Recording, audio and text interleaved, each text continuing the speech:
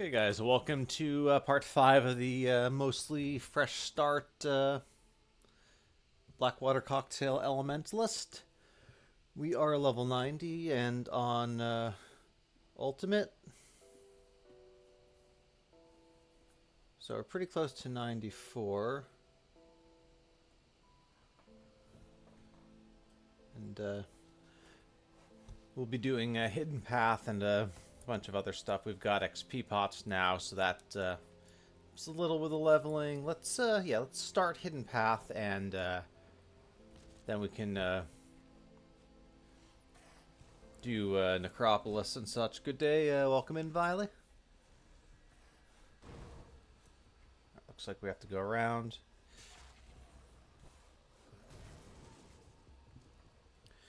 I mean, we could even craft Serenity now, but I'm not going to do that yet.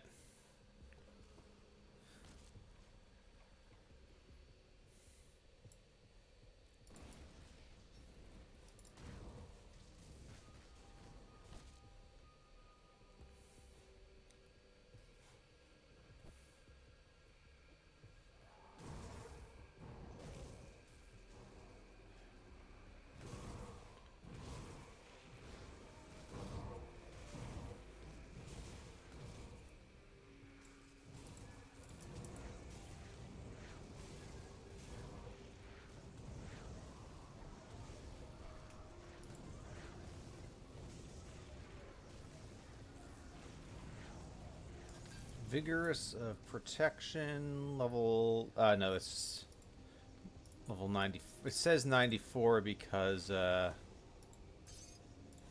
I guess we didn't even have to do that because we had already picked up. It says 94 because I think protection can roll level 94. A little annoying, but. I really wish no affixes rolled at 94. But what can you do? Like, I feel like of protection, of readiness. I mean, yeah, that's also fair. But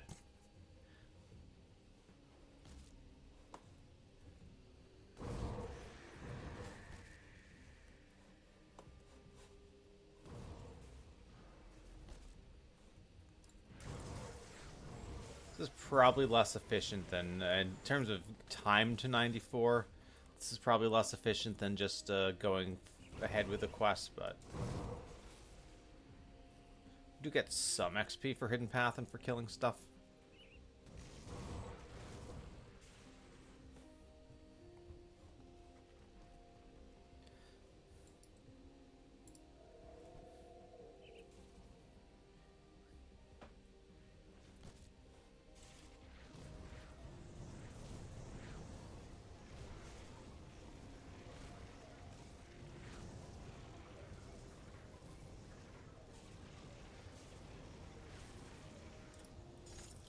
Order to protection also not going to get used, but well, I'm not going to pick it up, but it is a legitimate level 94 roll. Or a legitimate level 94, what do you call it?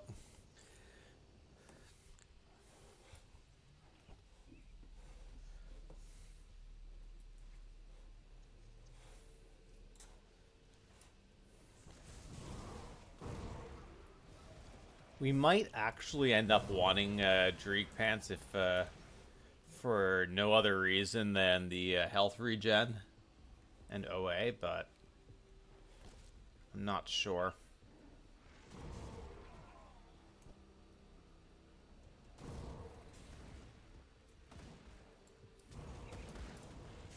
Okay, is this, yep.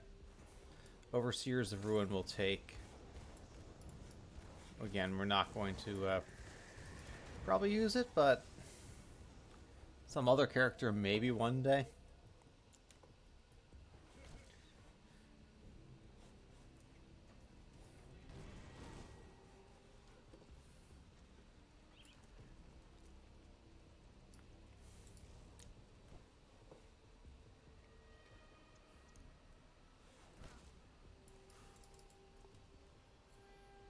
Pyromancer to 66 in Elite, not bad.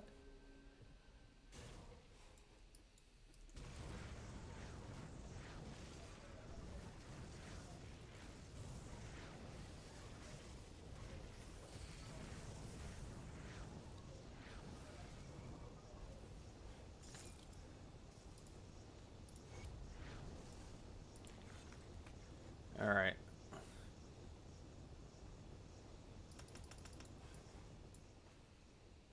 And now we go to Burwich Village. What's up, Master Halls? Welcome in. No Aether as in sight, about to take on Warden Krieg. Nothing bad could possibly happen to you there, right?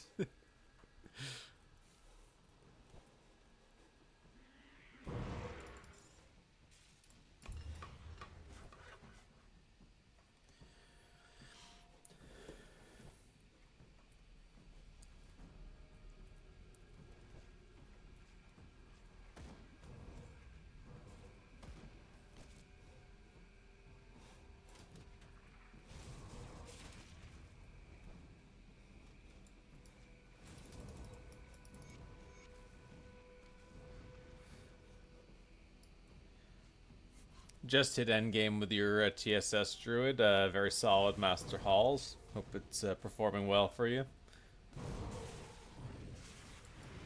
Look, TSS Druid is one of those kind of classic builds. It's not amazing, but it's the sort of thing you have to try at least once. And it can be pretty darn good if you like the playstyle. Ground Zero used to do some sort of a TSS build every season back in the day.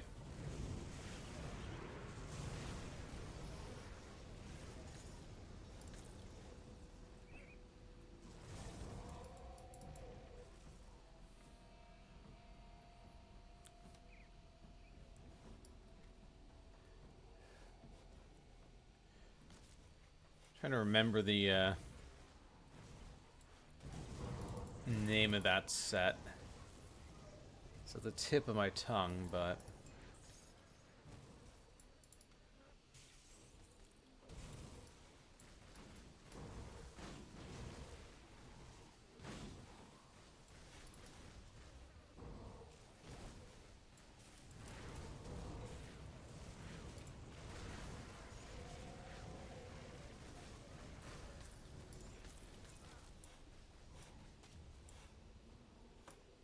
hold on. Mythical Fiend Leather Girdle.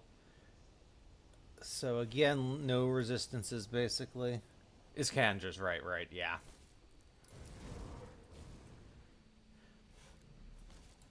I'm thinking 3 syllables, starts with I. It's not Invoker. But yeah, the Iskandra set.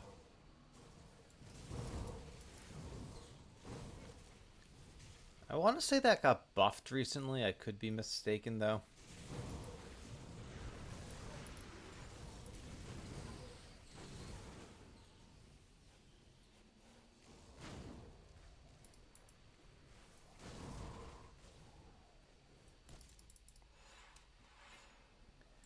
Alright.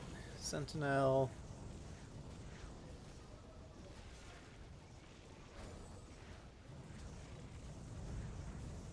Okay, we apparently are doing no damage to him. For reasons.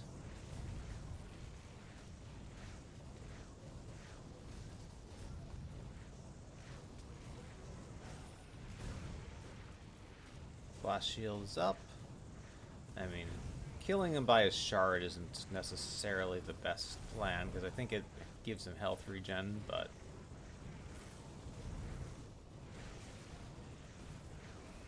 Alright, no matter. Let's go Arcana Weave Cord.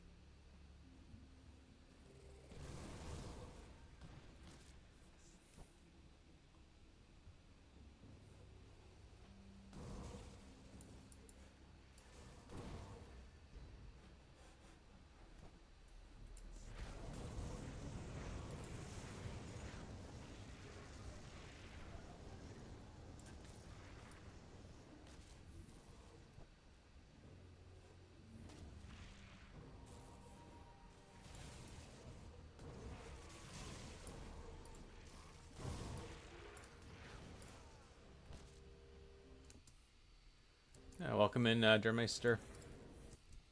Dermeister, sorry. Well.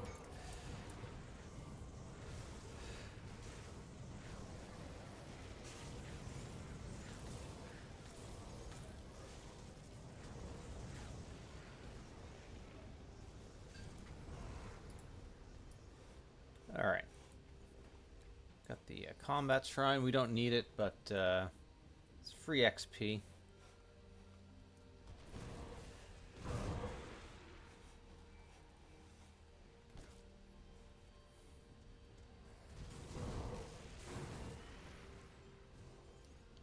Okay, drop cocktail and just let everything marinate.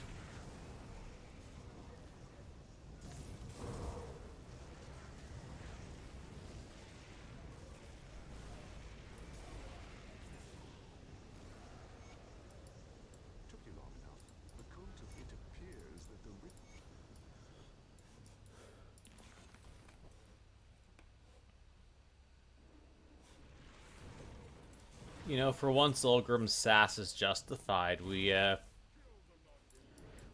took the quest to go to the necropolis on Tuesday, and we're not getting to it until 2 days later.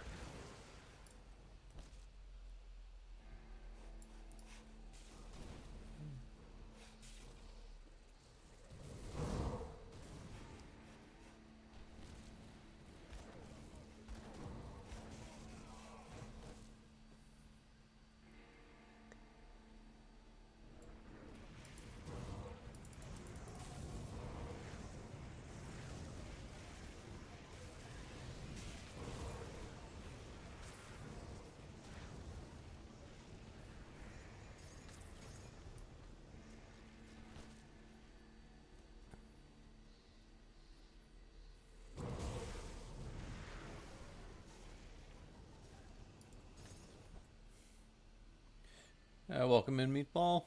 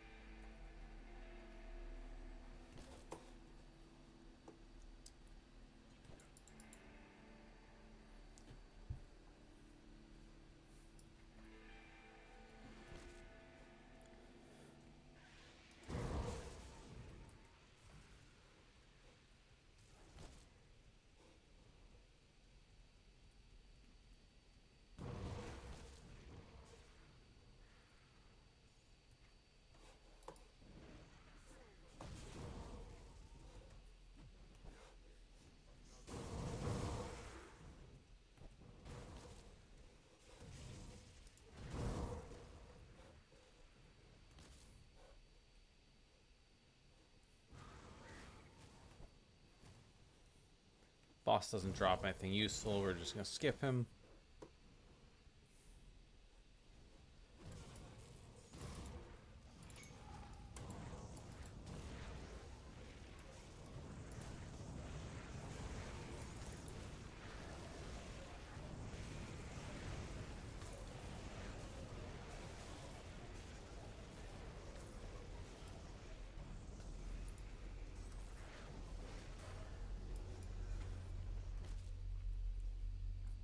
Okay, gets us level 92. So,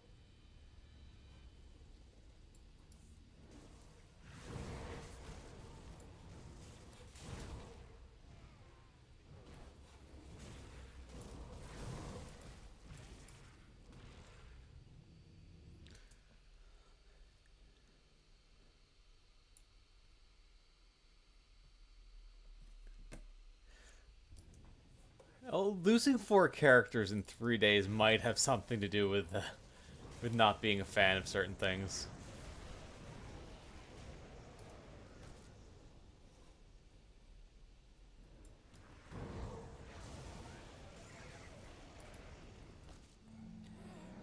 I kind of, the more I think about it, the more I think the patch was somewhat underwhelming. Like, you move around a few skill points for RR in certain cases, now that Necro and Occultist and Nightblade have more. A couple more builds are better than they used to be. And maybe there's some more room for kind of creative off-off meta, but...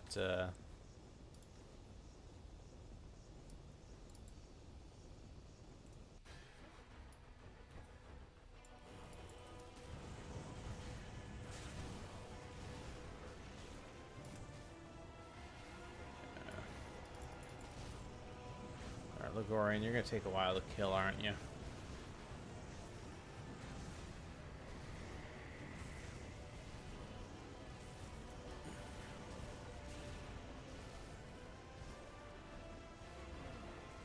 Alright, well, we're a third of the way done.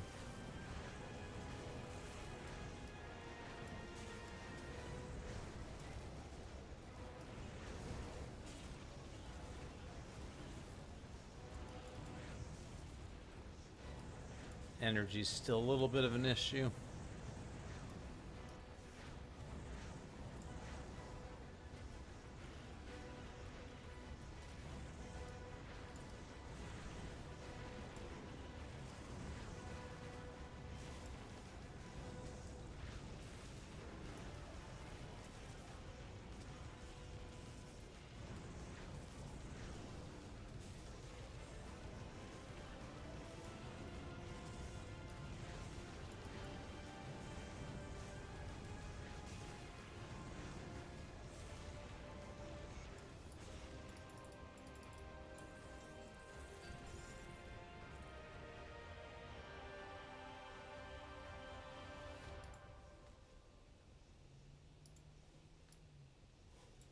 Ooh.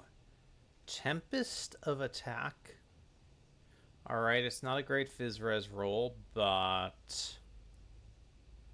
I don't know if 1298 is the max armor for this. I think it might be, since it's more of a caster shoulder. But Tempest of Attack is reasonable.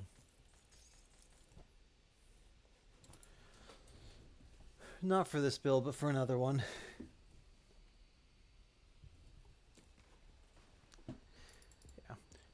Elementalist, especially the regen version, is pretty nice, I think. It's harder to die. So now the Fallen useless.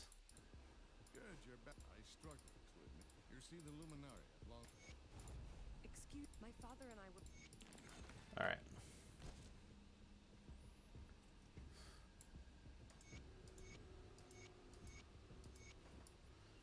So, sooner we get the 94, the sooner we can equip anything.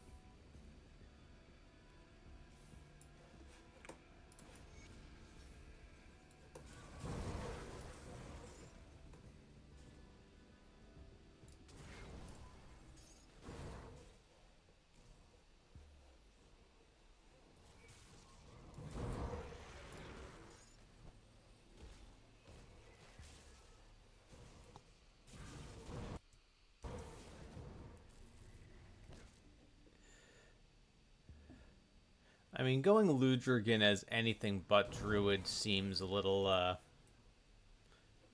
suspect to me.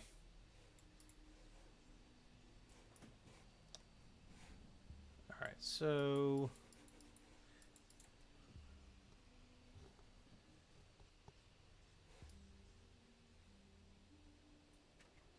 Sell a few things, or put them in the stash.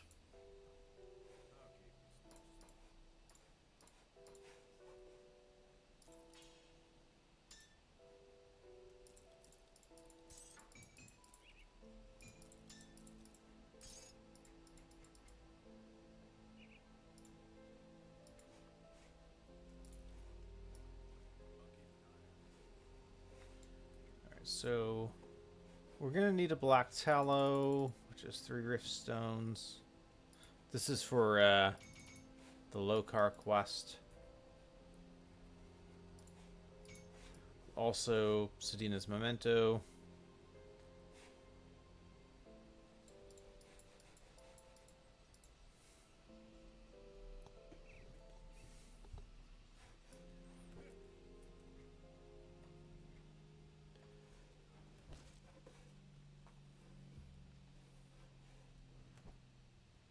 Alright, so we'll get Nane's stash. We'll rescue the father. Get ourselves up to Coven.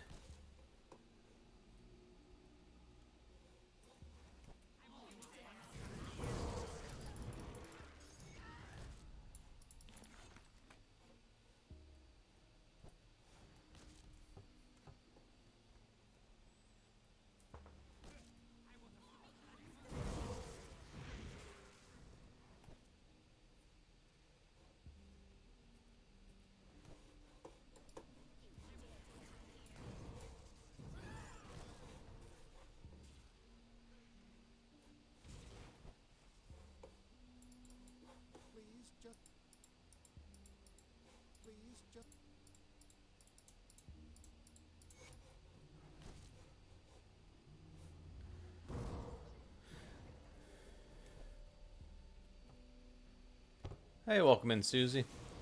Alright, we have possible, these plants are a source of blooms, so I pretty much always kill them when they're convenient. Even if it slows me down a little bit. And there's another bloom. Can pretty much never have too many Ogden blooms. Harris chest guard does nothing for this character. Heart of Darkness.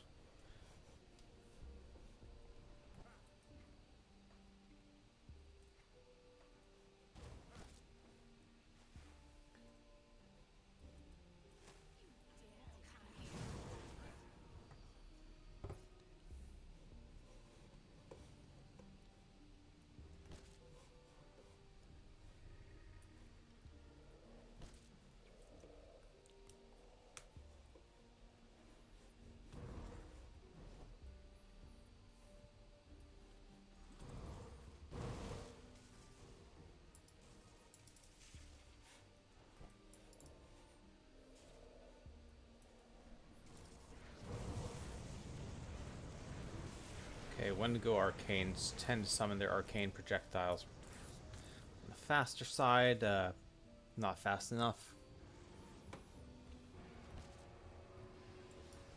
Right, I'm going to just leave a portal here and we will get the Coven Rift Gate and then come back. Get our blooms.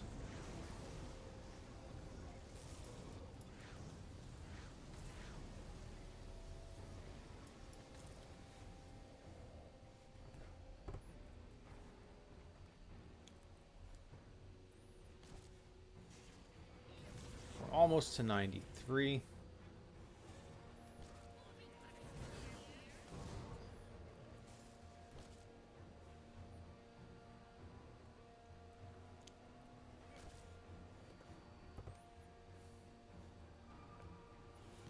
And once we hit 94, we can start doing some actual farming for endgame gear in earnest. Although, I mean, the one caveat there is that depending on what we're looking for, mobs can still drop level 84 bases.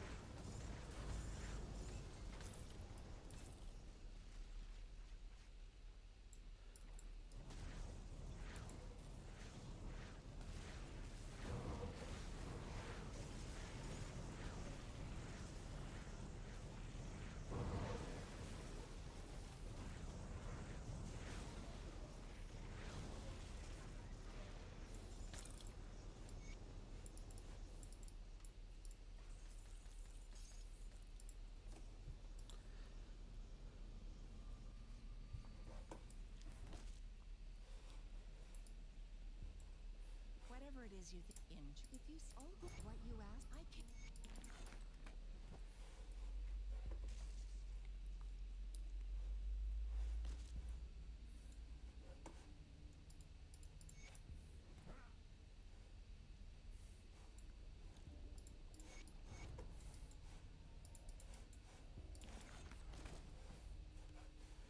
Alright, we'll head up to the Ugdenbog Rift. At least talking to Amala is not going to get us 94, so we don't have to do that quite yet.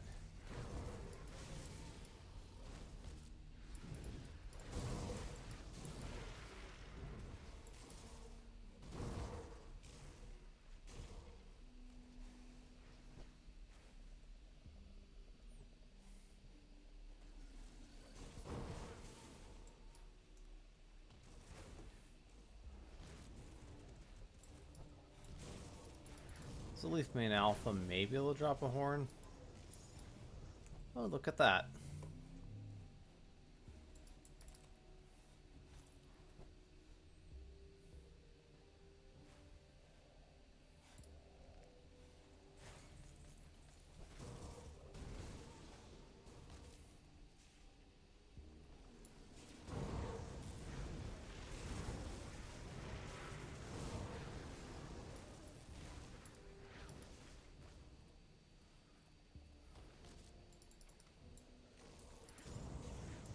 So Craval is through here. I normally like Craval as a test for a max geared build, but we are not a max geared build at this time, so we're going to skip Craval.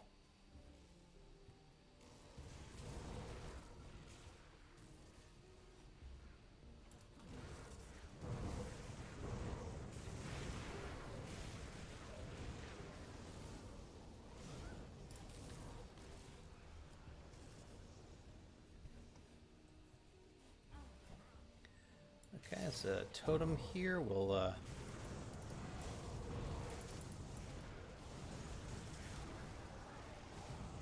click the totem.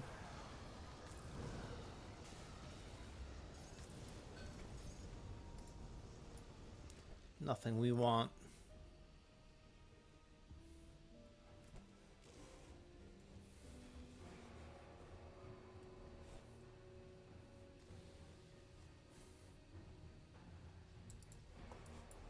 Alright, we'll talk to Amala now. Get that done.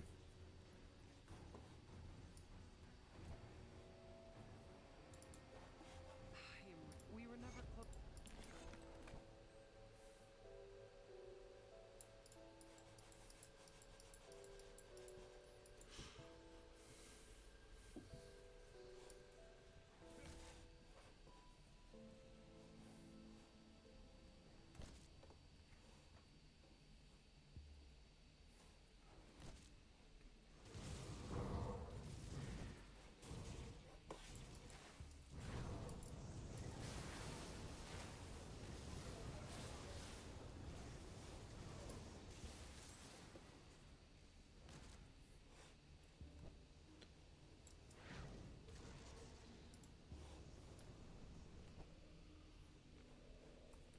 Alright, so slim chance, a 1/3 chance, which I guess a little better than slim, but I was going to say that we'll find Silvaria here. It's another quest we can turn in. I don't think we'll need it to hit 94, but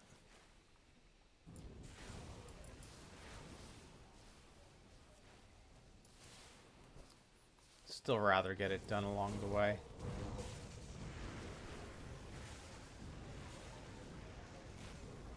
This is another one of those very good places to farm blooms.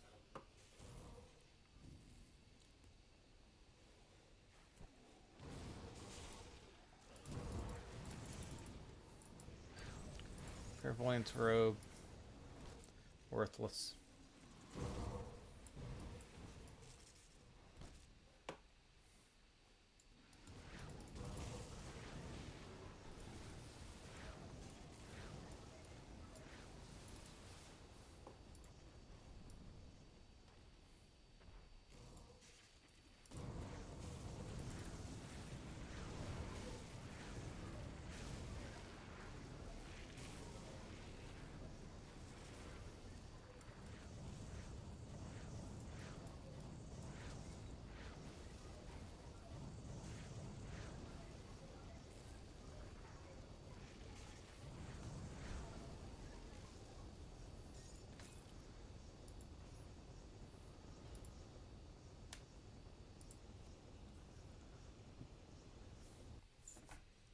Right now we're using the incendiary cask, which basically just for the fire damage. It's in the kind of good enough while leveling category. We'll probably look to try to find something better for endgame.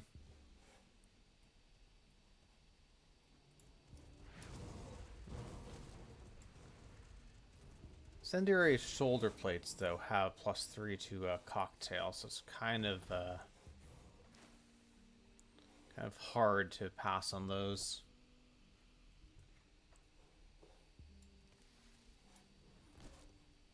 Haven't done Forgotten Gods at all, except the initial Eldritch Trials.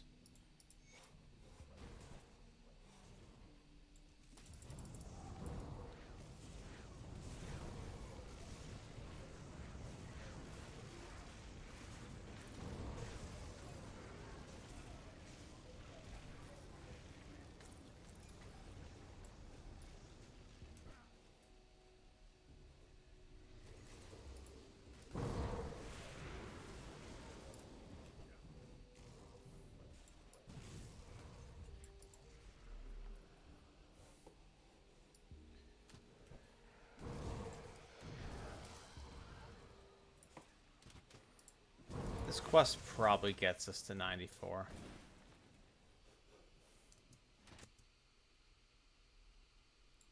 Hey, Jack, welcome in. Thanks for the raid. Hope you're doing well. Yeah, it's almost certainly the better option, but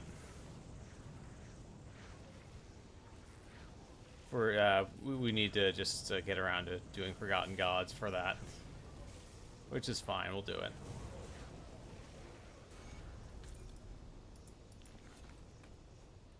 Okay, level 94.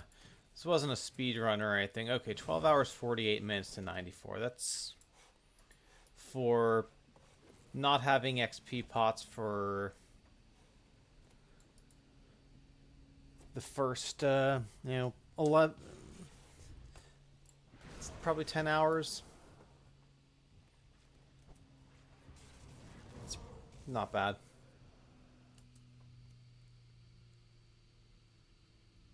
Yeah, welcome in, Wretched, and thanks, Jack. Yeah, we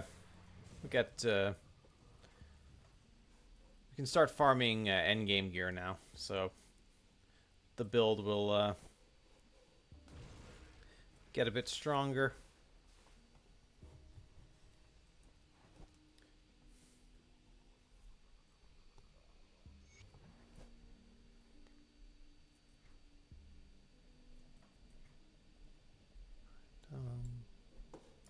Alright, so yeah, Shaman's basically where it's going to be for us. We probably get Serenity, which will give us +1 to Shaman.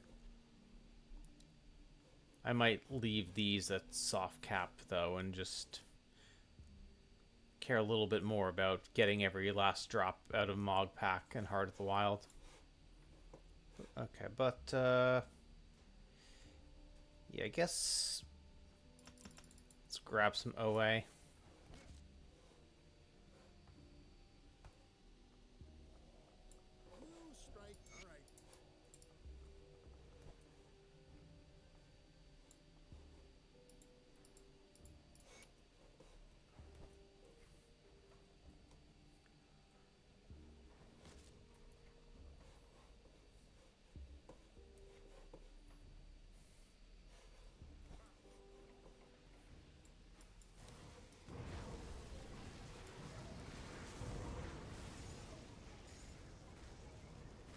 We've got a Venom Gaze Vial. Reactivate the ward. We got the Leaf Mane Alpha Horn already, so we can not worry about that.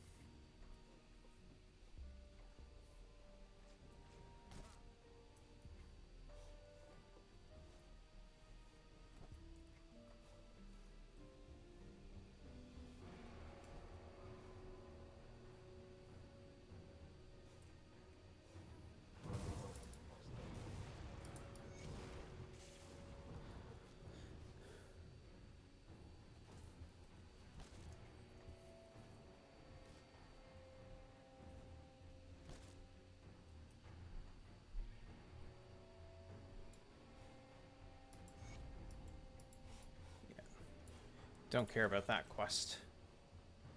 Just talk the score. I can go back to Coven.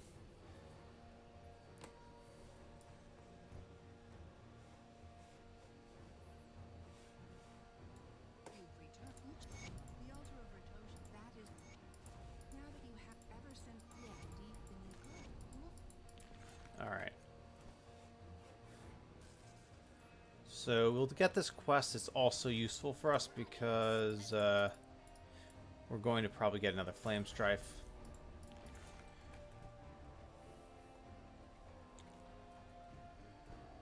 Yeah, so level 95. Pretty sure Janaxia still could drop us a 84 base, but it's still going to be an upgrade with the higher level affixes. We just need a good one because we have Runecasters of Scorching. And yeah, like right now, 1675 and well, 1214 is not great for a burn, but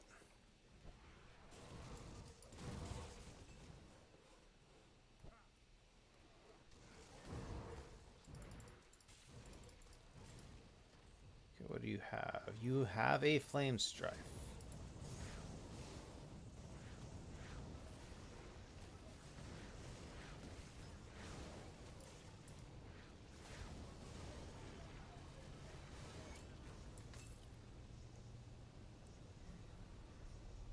I wish you guys could see my face. It's something awful, but look at this hot garbage. Void Touch of Celestial Wrath. Alright, well,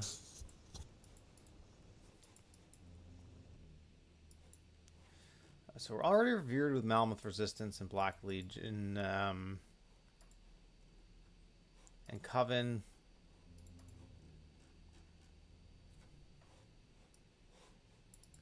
So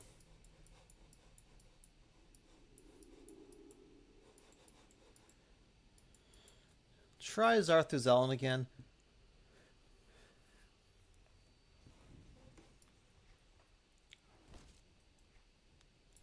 I need a Galacros piece as well, and we might actually do Dreeg Pants unless we get something better for regen in OA. Like they're a reasonable choice here. What does this even give us? This is Aether and Elemental Res. Alright, I mean Fizz Res is nice, but if we go from 5 to 0, who cares?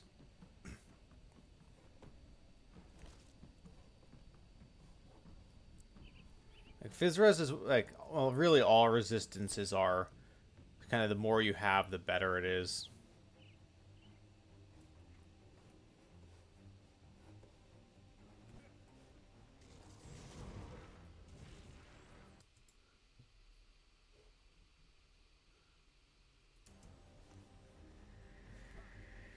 Yeah, I mean, I'm just assuming we're going to have no Fizz Res.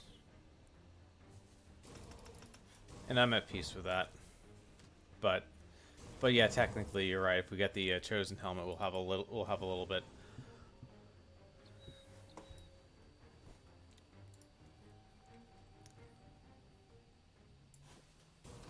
All right. Yeah, we need boot upgrades. We need gloves are okay, but it'd be nice to get something a little better. Shoulders and helm definitely. Pants definitely.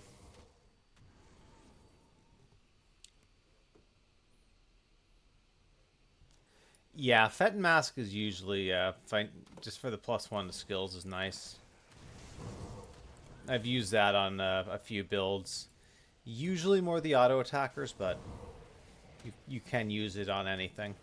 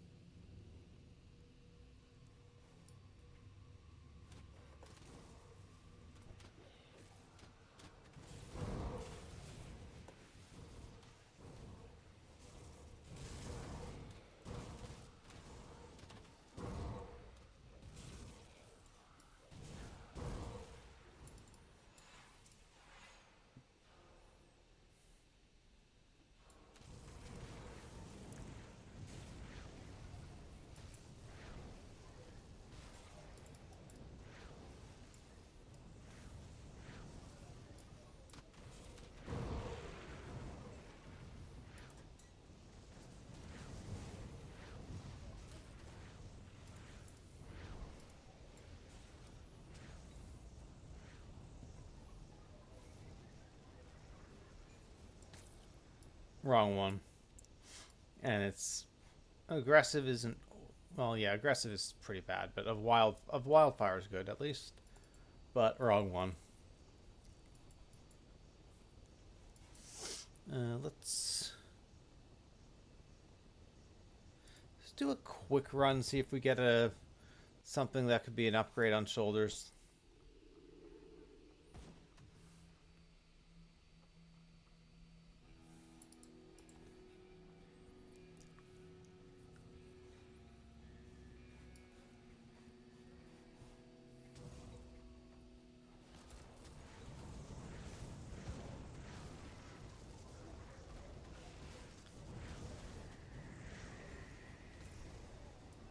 Aggressive of Scorch. It's level 90. I mean, it'd still be an armor upgrade, except I feel like we want the health. I'm going to take Vigorous over Aggressive.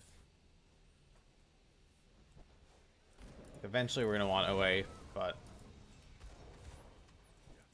get some other stuff fixed first. Alright, this guy's named the Torch, so hopefully he drops something incendiary. And he does not.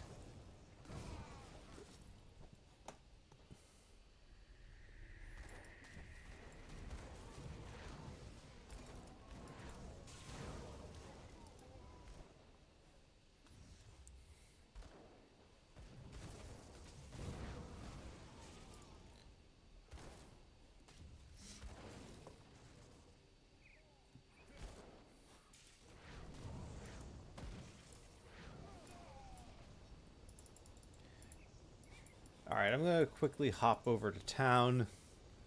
Take a quick look at Grim Tools. And see if we can find a little bit of inspiration.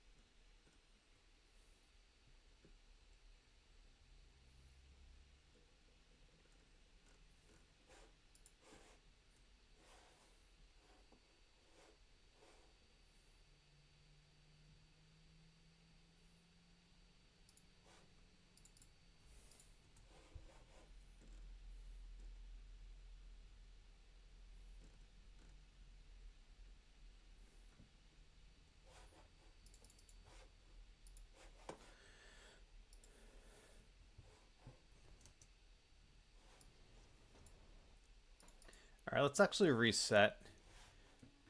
Try to get some weapon and offhand upgrades. Yeah, totem farming definitely an option for getting some random legendaries and things like that. We'll probably do a bit of totem farming, but like at least for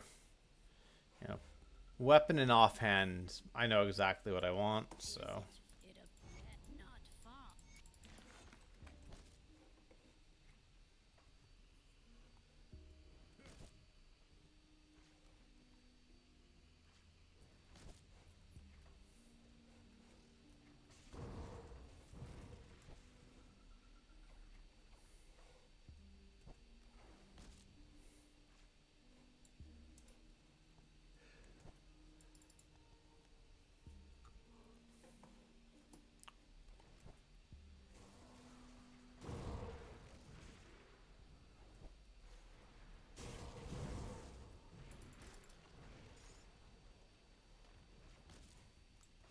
Doesn't have the right item.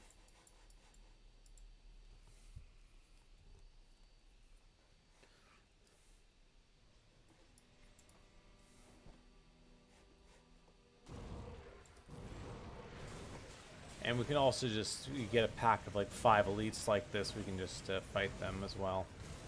They might give us a drop somewhere.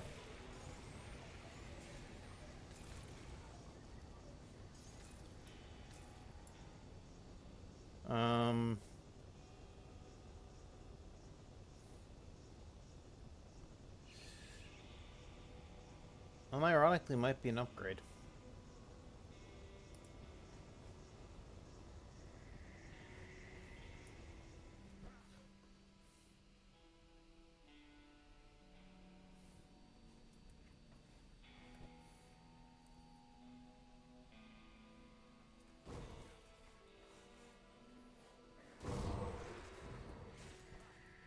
Yeah, if we see the totem on the way to Zarthuzelin, we'll definitely stop for that.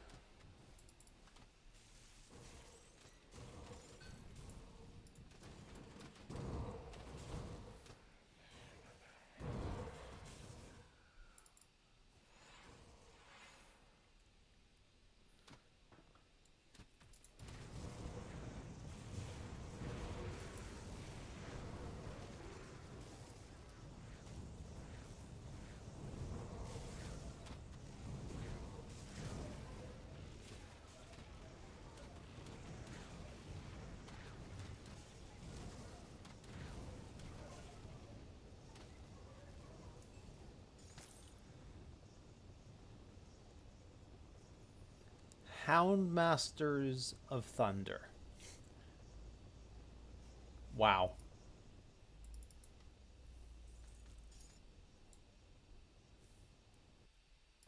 Alright. We'll do a few more runs for Janaxia and Zarthuzelin. Grab totems that are on the way. Maybe slowly make some headway into Forgotten Gods area.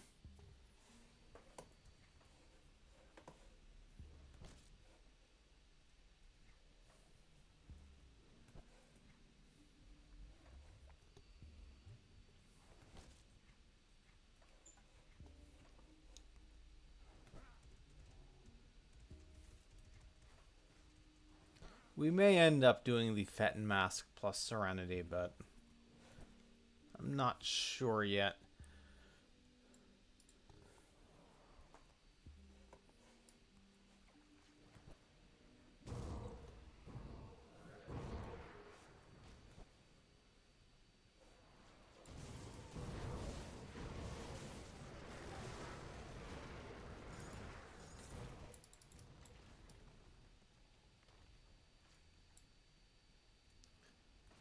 Looks like a chill strife.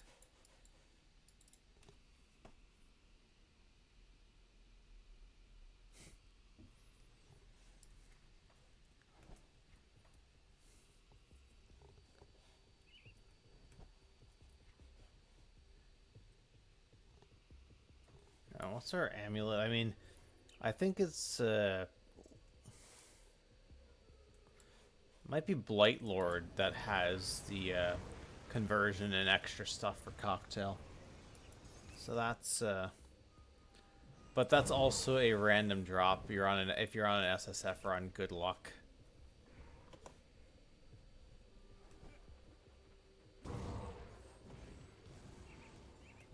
That's a if you get it, celebrate, but don't wait indefinitely.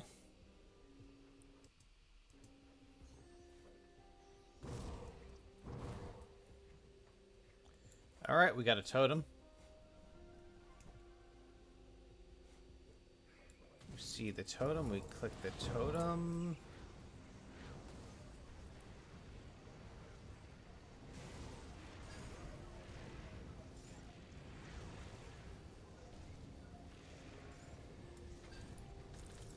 Got a Mythical Ortus, Deathguard Shroud. Really nothing to write home about there.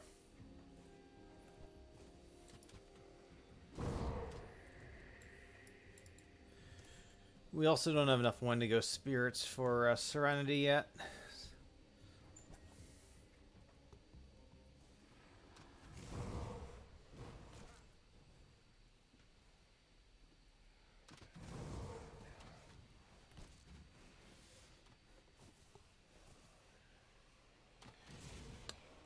You definitely could do Lightning Rune to Callister. That's going to be my next fresh start build meatball.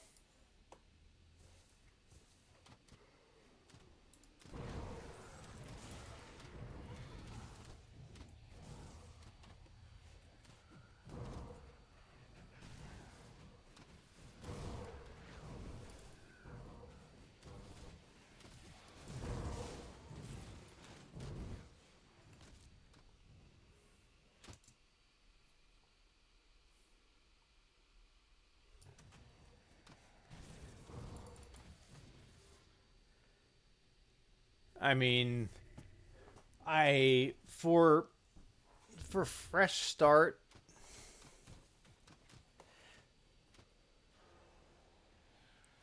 yeah, it's probably Cold Shadow Strike just because I like the skill so much, and Spectral Longswords do really make it easy.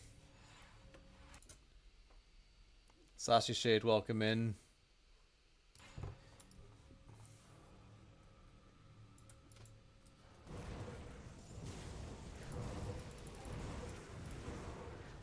I will say, Shadow Strike SSF is it's a little less chill than this. Like this, you just sit around, regen, throw cocktail. Shadow Strike, you have to pay a little bit more attention.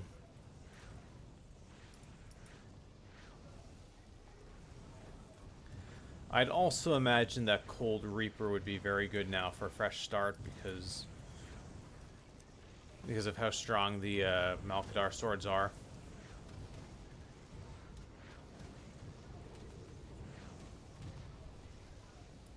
Destroyers of Celerity. So that's unfortunately a downgrade because of the Celerity. Prefix is good though.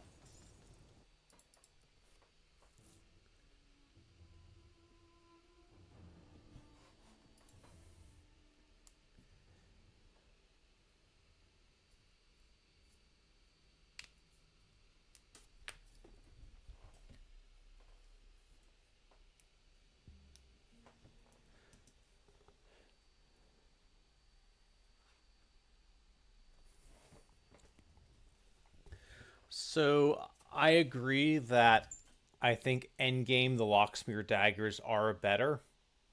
The Spectral Longswords are way easier to farm, especially with Locksmere having been moved into Port Valbury.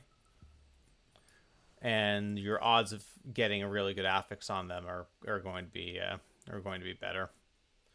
But Like my favorite non-SSF Shadow Strike build is probably the dual wield Locksmere Coldbreaker. It's like 0.9 second Shadow Strike. It's pretty insane.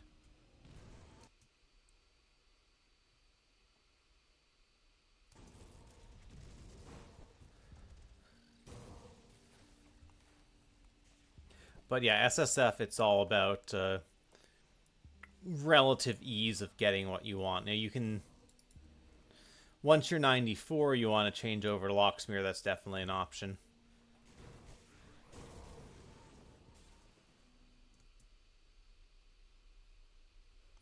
Yeah, they got rid of the old one. They moved them to Port Valbury, and supposedly they buffed Locksmere as well. So it's gonna be a little more fun getting his swords, unfortunately. All right, doesn't have the weapon.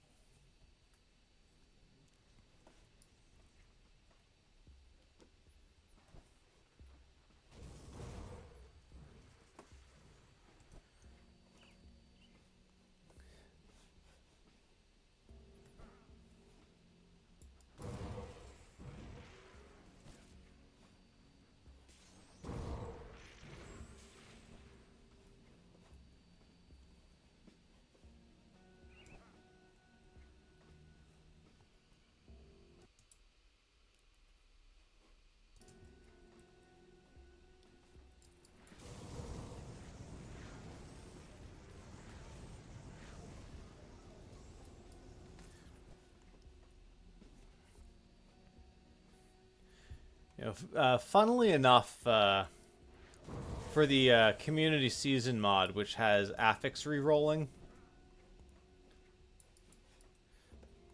I actually did a dervish with one Rift Scourge Slicer and one Locksmere sword, because you can roll something stupid like Venom Fang of the Venom Claw onto a Locksmere sword, and you can take Path of the Three for the CDR, similar to kind of what you do with Star Pack for Arcanist. And that build was a lot of fun too.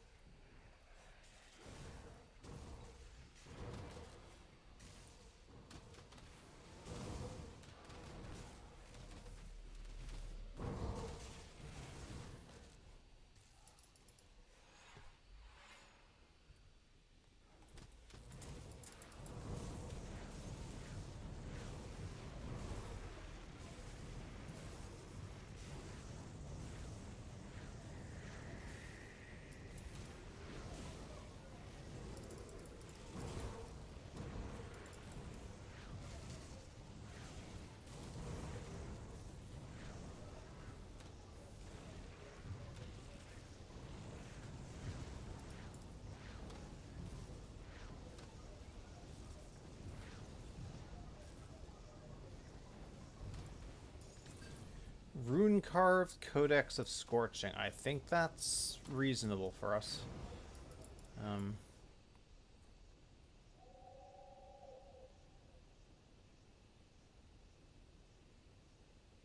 Hold on. So more fire damage, more burn damage.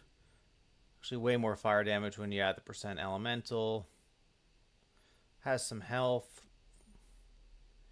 Ellie res, bleed res. We lose the slow res. little bit better CDR. Yeah, that'll work nicely for us. So I think if we weren't SSF, I might say Rune Carved of Scorching isn't amazing, but it's definitely very solid for SSF roll. Let's try to get a Flame Strife, though.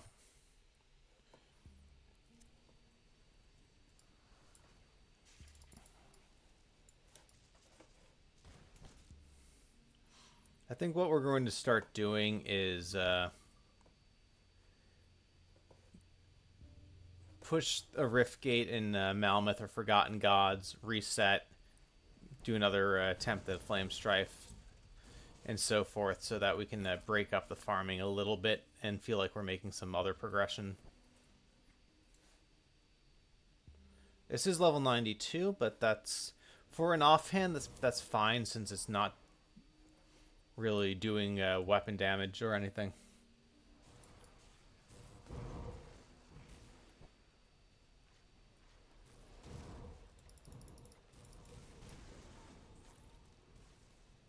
Nope. All right, so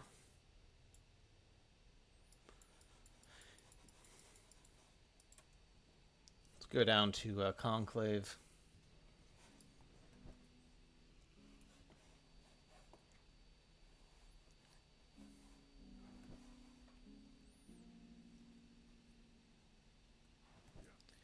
Oh yeah, and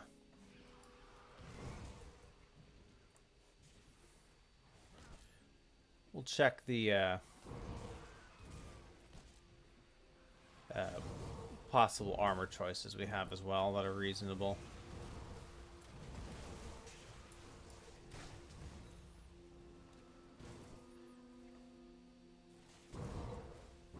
It'd be nice if we get some more points in some of the cocktail nodes.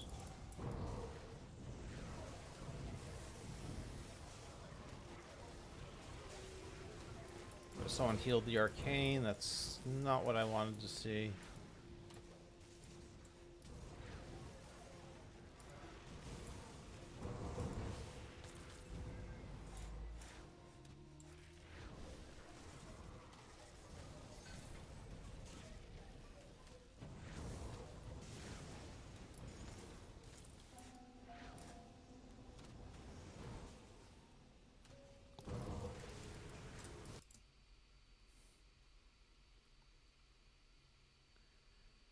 Yeah, you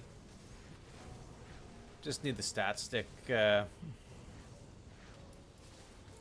Tyrants of Spines, not good.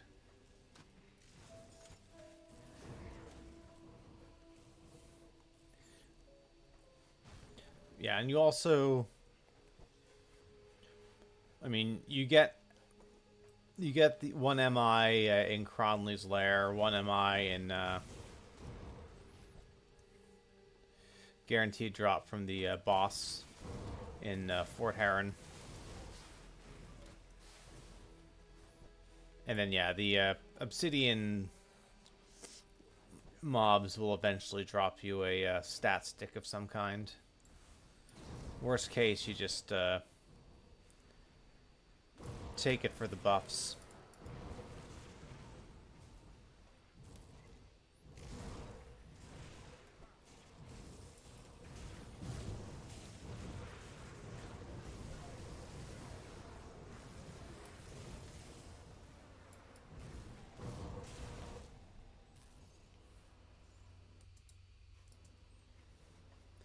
Yeah, and maybe the flat RR, but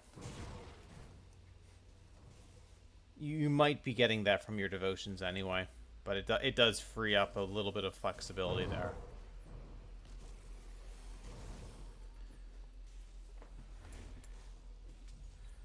Alright, so we got a couple Rift Gates. Let's go back. We can farm the Flame Strife again.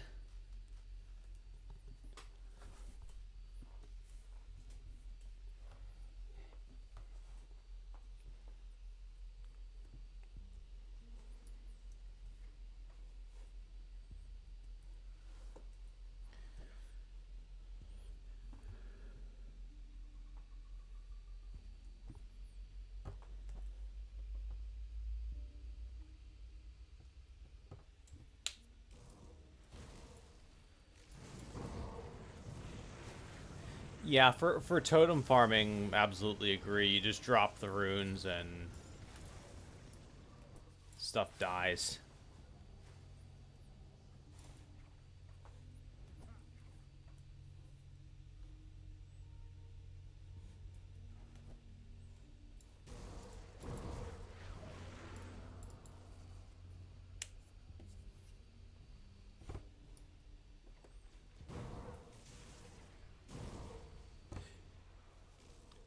Yeah, I think they've had slightly faster arming on the runes in the season mod, which is now in the base game, so they'll probably take out the boost, but will be in the same place in the mod and a better place in the base game, so I feel like that's still overall a win.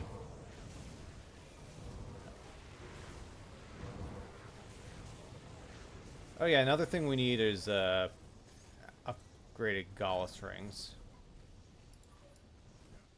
So we can start adding Gaullus to our farm. You have a Flame Strife. Is it good?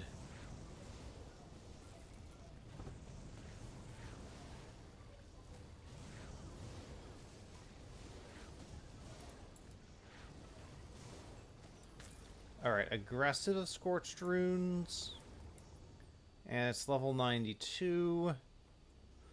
Alright, so if you add the 137 to 101, it's 238. So it's a slight upgrade. Burn damage is slightly better. We do get OA. We do get more casting speed. I feel like it's not a good enough upgrade for me to bother putting it on right now. But let's go kill Gaullus.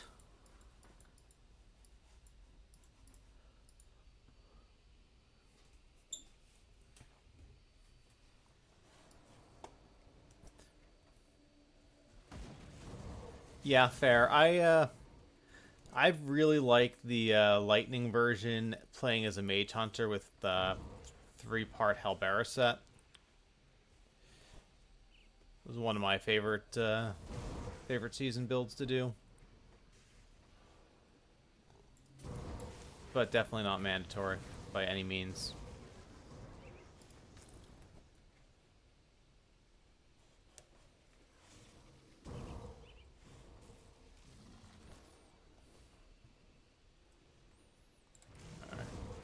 Got a few elites here. We can at least maybe see if anything interesting drops.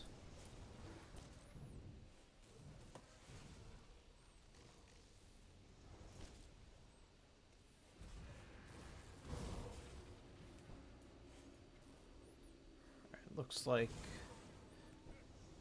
it's not there.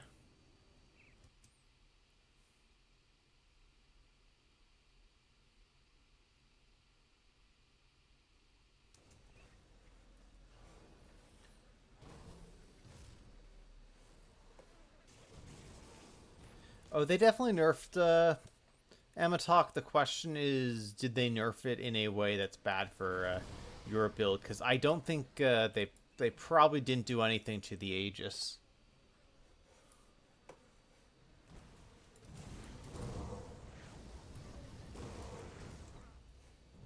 But the Battle Mage probably has been completely nerfed to hell, unfortunately.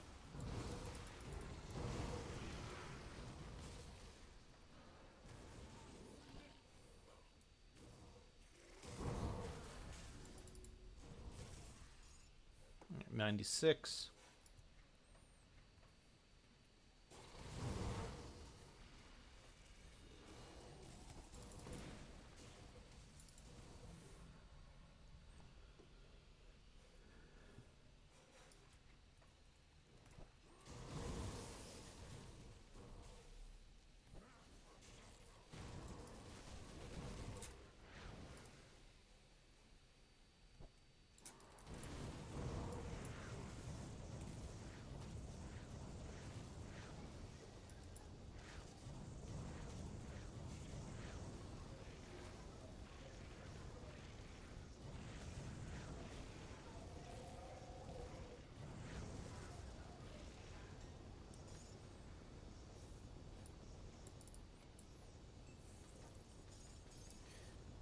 Gallus wasting my time once again. Alright, let's grab another Riftgate. I'm not going to bother getting the Morganeth seals. We can do that at a future date.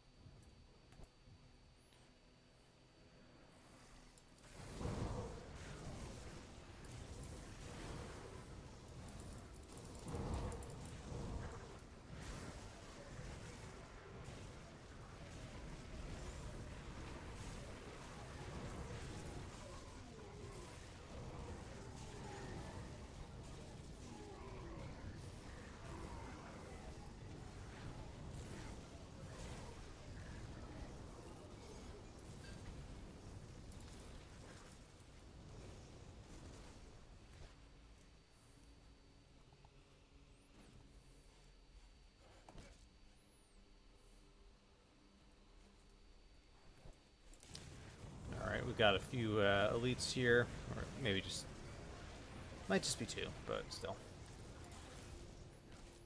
It's rep, it's XP.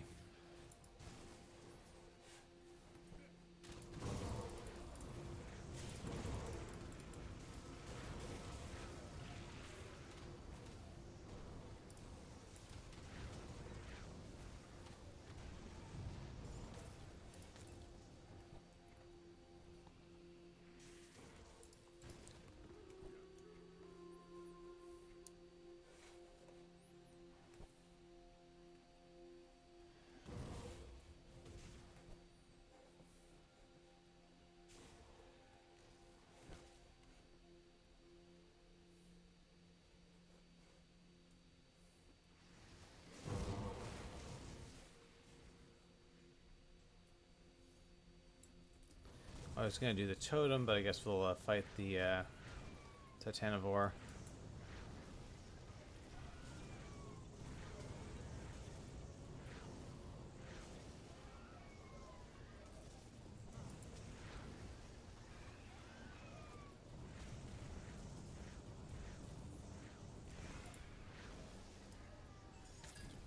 Korba, thanks. I don't need that at all.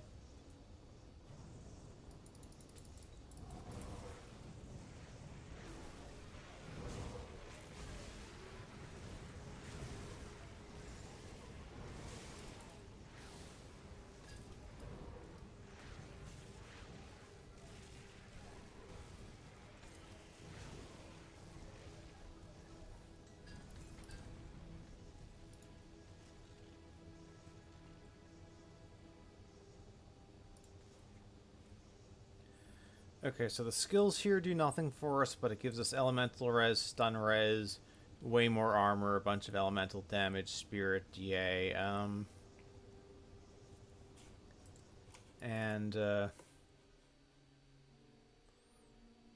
it does give us DR, but we have way more from Cocktail, so that's not that useful.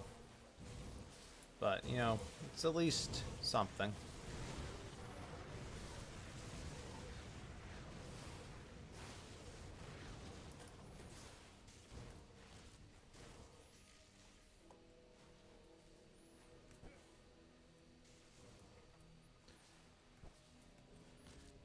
Okay, so we got another Rift Gate. We'll reset. We'll do Flame Strife and Gallus.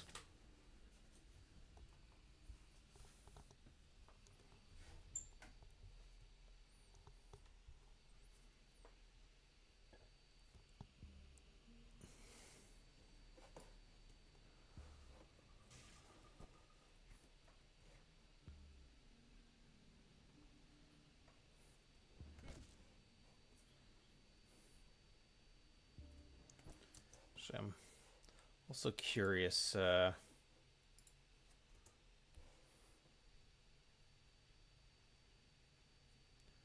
So, Wormbone handguards are another choice, although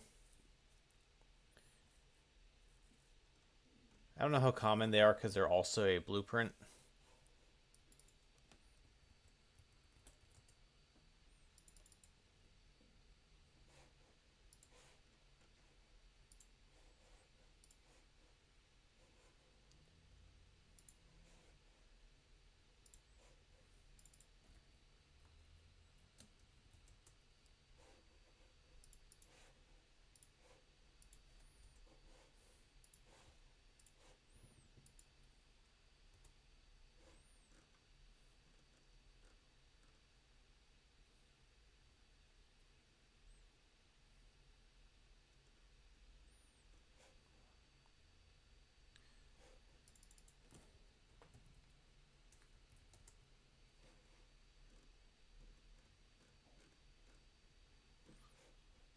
Yeah, Infernal Knight is unfortunately probably best in slot, but again, random drops, so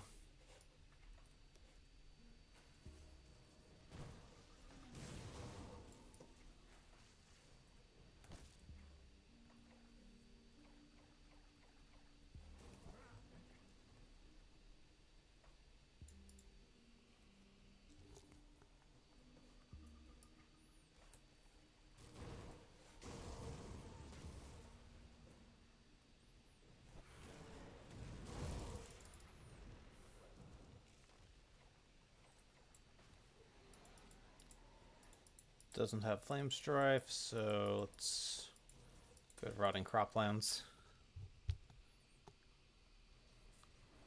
Yeah, Blaze Seer is very reasonable. And being a blue set, much more likely. Like, it's the sort of you could plan to put something like Blaze Seer in an SSF guide because eventually you're going to get it. But we will see.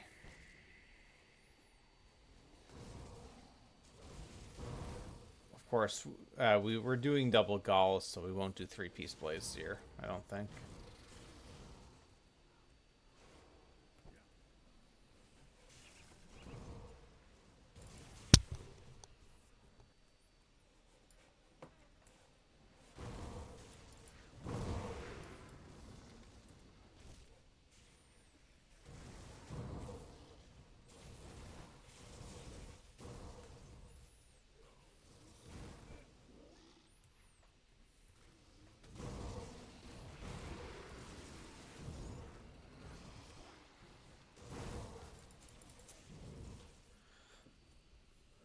Yeah, the belt and metal a 2-piece bonus is perfectly respectable.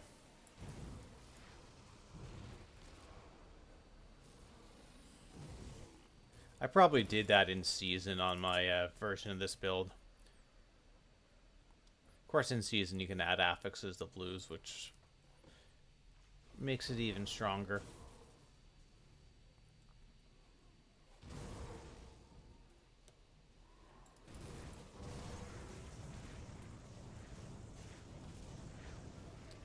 Alright, Gallus. Can you give me something that's not insultingly bad for once in your miserable little life?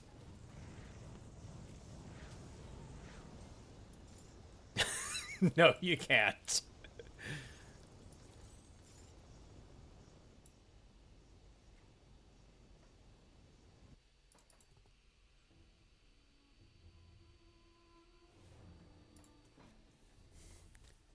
Alright. One more Rift Gate, then farm again.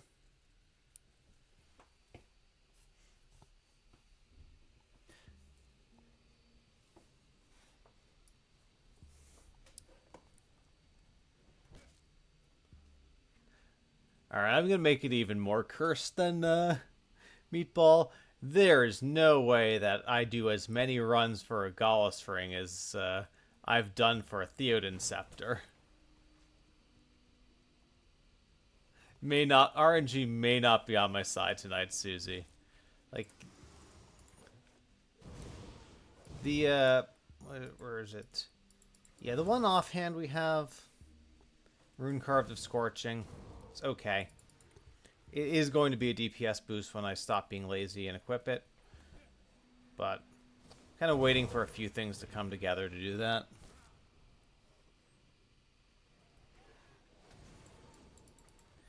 That's true, you have to be in Bastion of Chaos all that time.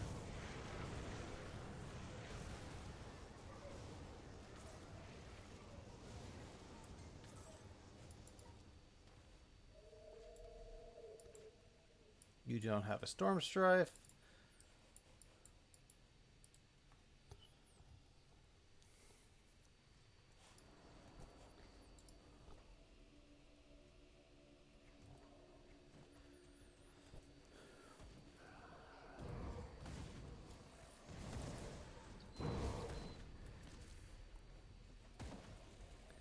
So, I mean, this is the thing with SSF is that sometimes you're just going to be in a little bit of a RNG hell situation.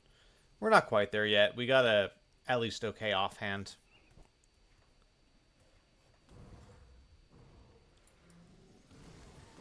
Gallus has been pretty much RNG hell for us, but that's been throughout normal and elite as well.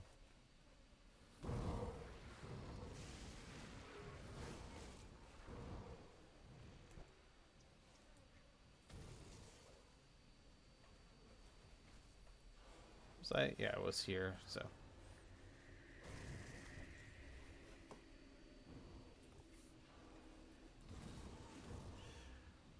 I mean, if not completely garbage is too high standards, I guess so.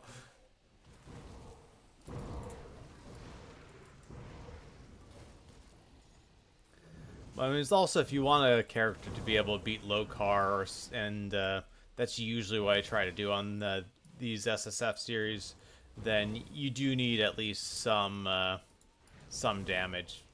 If you don't have damage, you're just going to have a miserable time. Yeah, I typically do Lokar, and I mean I'll do SR 35 for the skill points. But Lokar is definitely the harder test. And yeah, the idea is if you can do SSF, kill Lokar, then a build like this can essentially set up your account for future builds if you want to level with Lokar set. Yeah, very true, Viley. Old SR35, so SR14 in the modern equivalents.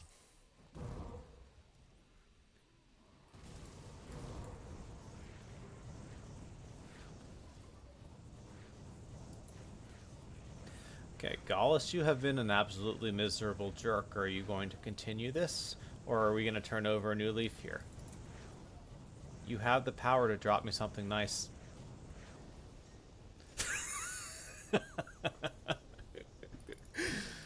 It's almost too funny at this point.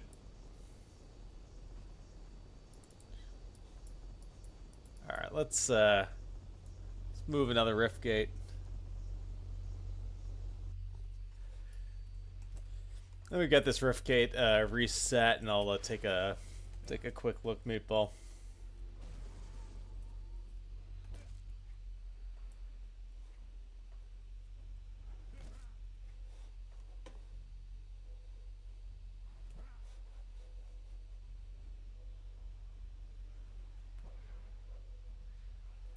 Oh right, we actually can do a quest here.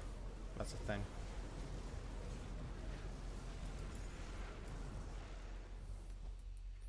Maybe we should pay attention and get Watcher Blood.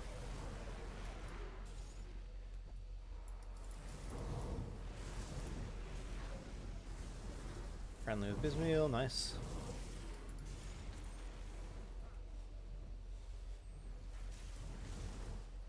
We got a totem.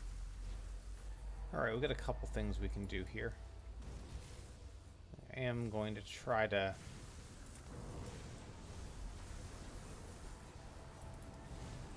Okay, there's a Infuse Watcher.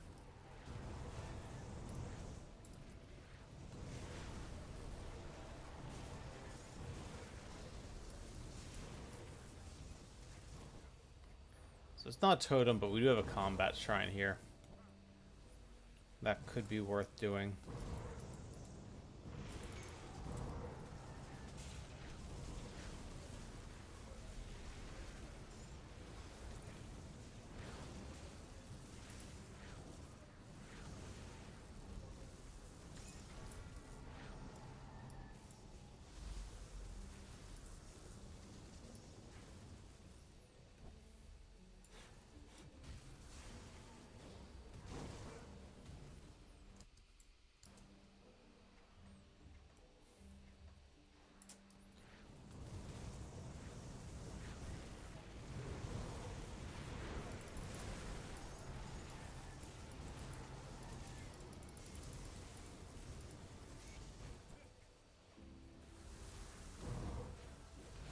Where's a totem? Oh, there it is. Okay.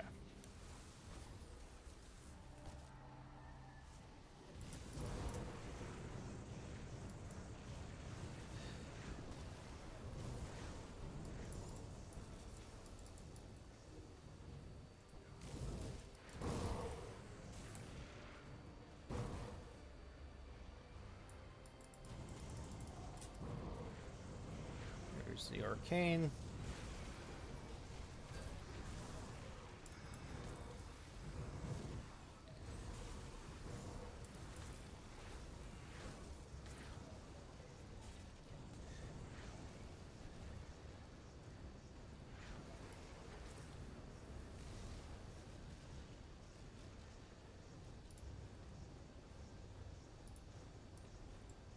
Ooh, we have the mythical spell sage boots, which are also a possible upgrade.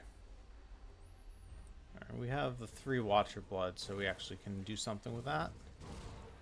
So we'll get the Rift Gate, and then, like I said, we're gonna reset. I'll take a quick look at this. Curious what Meatball cooked up for. Oh yeah, Deceiver. That's quite reasonable. Hey, welcome in, Morndale.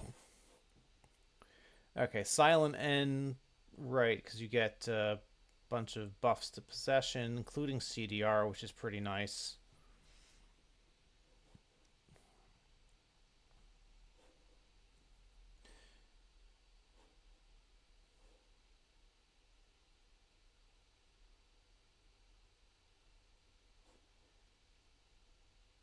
Okay, and Elemental to Acid to Blood of Dreeg, and the Flat Elemental to Acid for Silent End.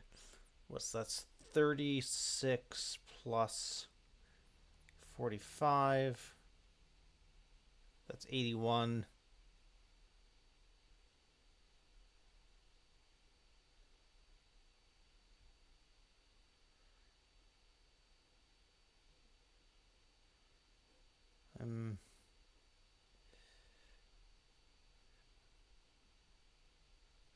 Oh well, it doesn't even matter because you have full fired acid to ward a renewal anyway.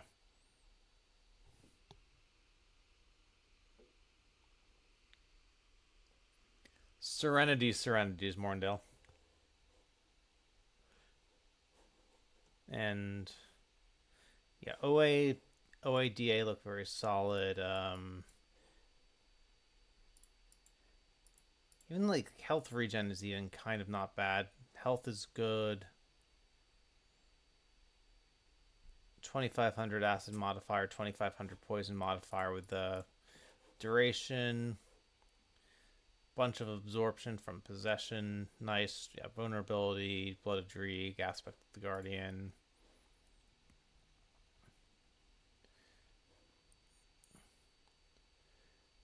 And you got damage reduction, Horn of Gandar. You have Inquisitor Seal.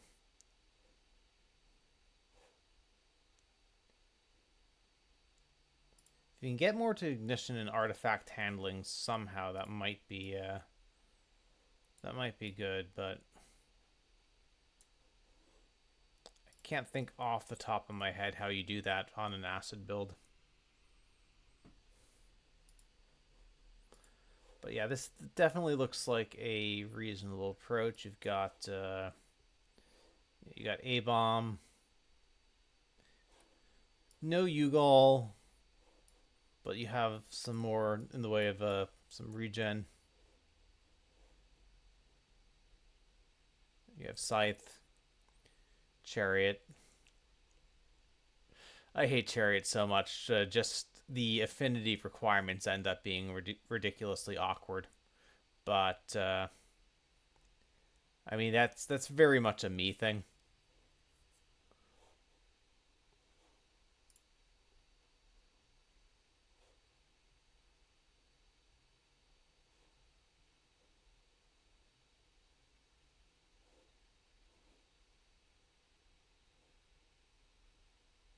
Wait.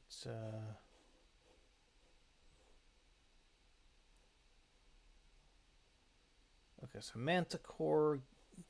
Right, Manticore gives you one purple, Scythe gives you three, and Crossroads. So that's how you get the affinity for Chariot.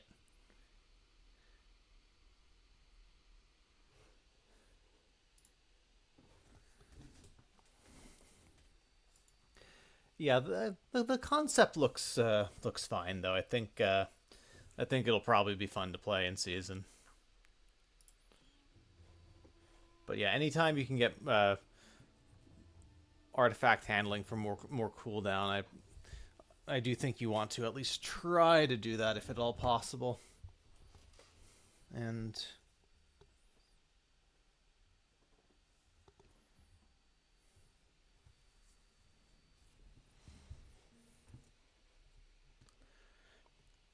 okay, and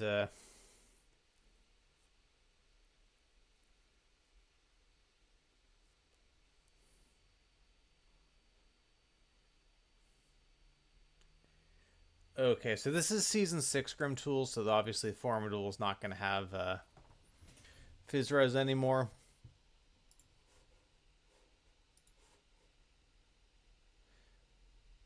They're still a decent. I mean, Lake Plates of Valor are still a decent defensive pant, but I wonder. I believe Kuba pants have +3. The leg guards have no. Yeah, they do have +3 to ignition. So if you want to get ignition closer to hard cap, that might be worth it. And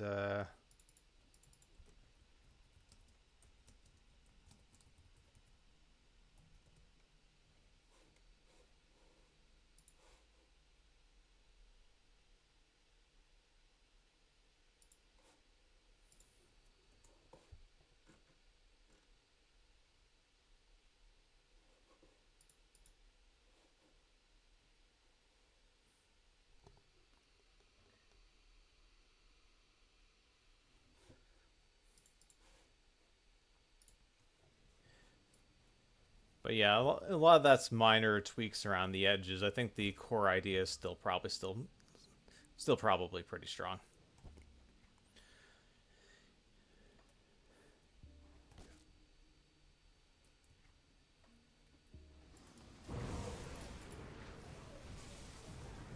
We have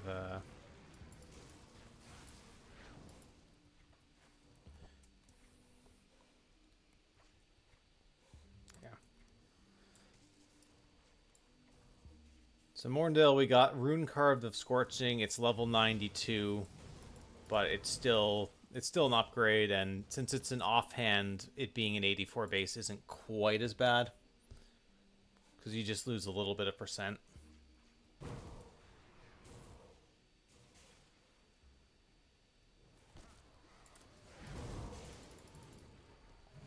All right, Janaxia. You have the right weapon, but you have good affixes on it.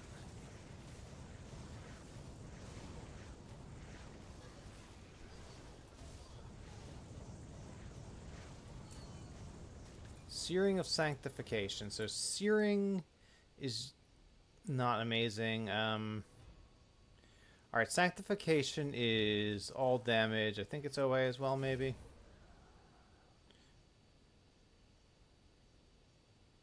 Let's see. So fire damage is 223 on our current one. All damage plus fire is 284. Burn damage is way less though, so I feel like that's just a downgrade. We're not gonna do that. Let's go kill Gallus again.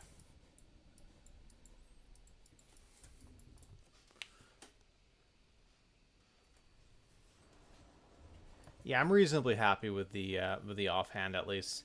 I should probably do a couple of gear swaps, but I'm somewhat lazy. Sort of hoping to try to do everything at once, but if Gallus doesn't drop us anything here, we'll do it piecemeal.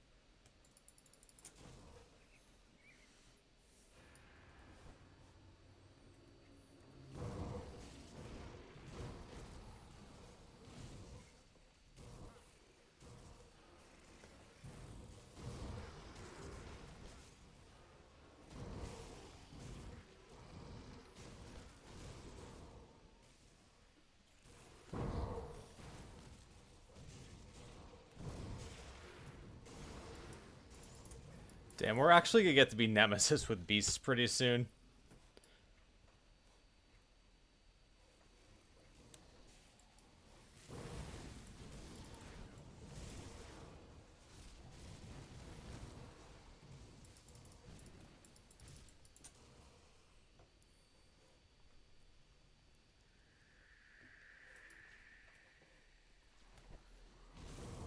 I mean, we'll be able to fight Kuba, but he's going to be annoying.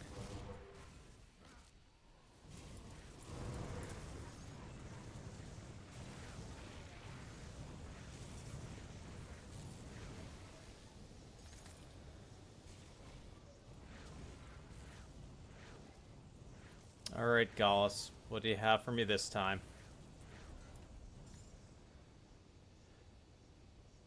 Okay, that's... Celerity isn't great, but the prefix is a significant upgrade. Pierce Poison, we get more health, we get health regen. Oh, we got, I mean, that's... Yeah, energy regen is Lich's. Gallus Ring natively has health regen, but alright, that's something. Let's get another rift.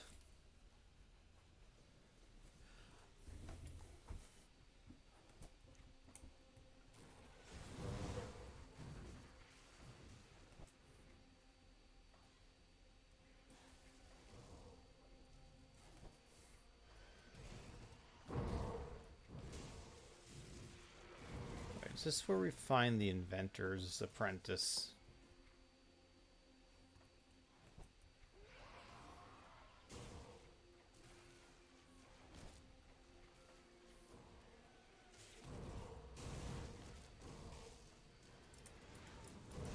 Might be slightly off in my geography. Farming is definitely a distraction.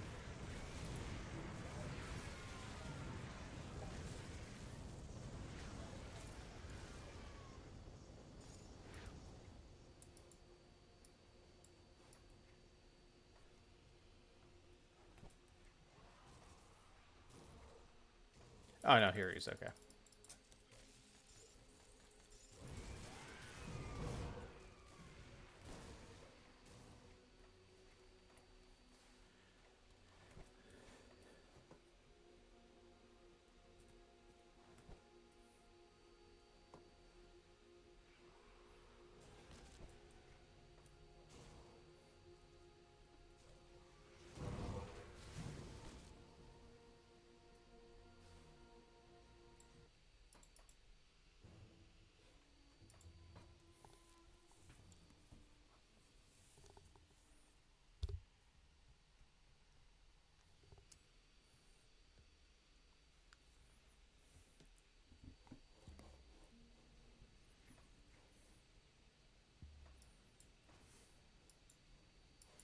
Alright, we're going to put on the rune cards of Scorching.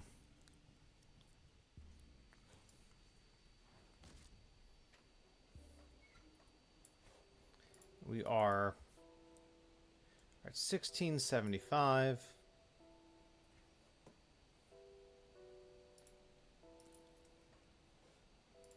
Let's see, what do we want to put on this, though?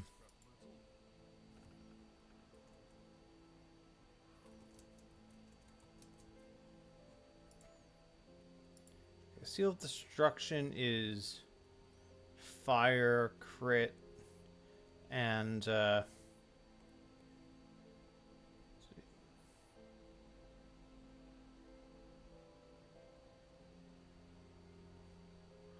is probably better, but alright, Seal of Resonance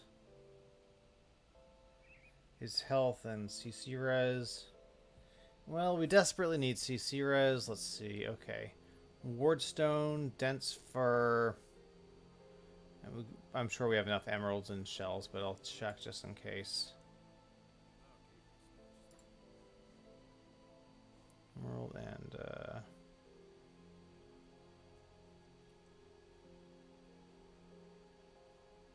battered shell. Yeah, we're fine.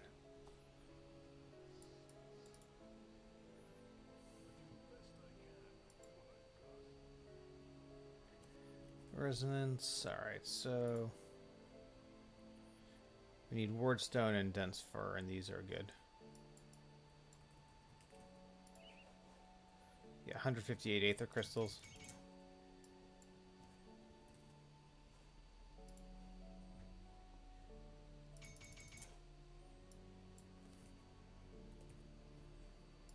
Okay, Seal of Resonance. Make sure. Yep, that's the right one. Throw on a Creed's Cunning. And yeah, our fire's at 1675. 1818. So that's a nice upgrade.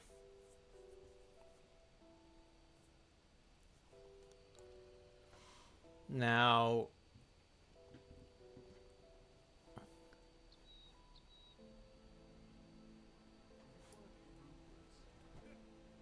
we can try something that is kind of stupid since we only have one Eldritch Essence, but we might get lucky. Let me just double check that it's actually Blight Lord that I want the amulet of before I waste this. Oh, yeah, we just do the do Galfang as well.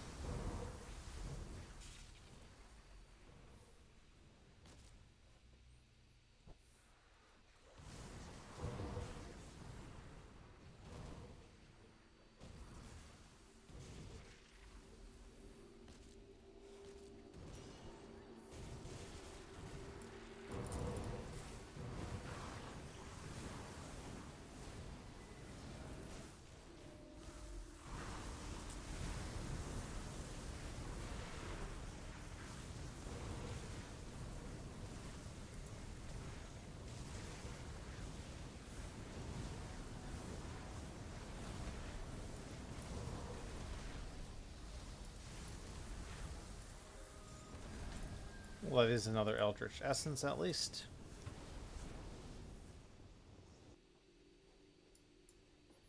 Well, the elder. I believe. Alright, now... Greetings, Seeker.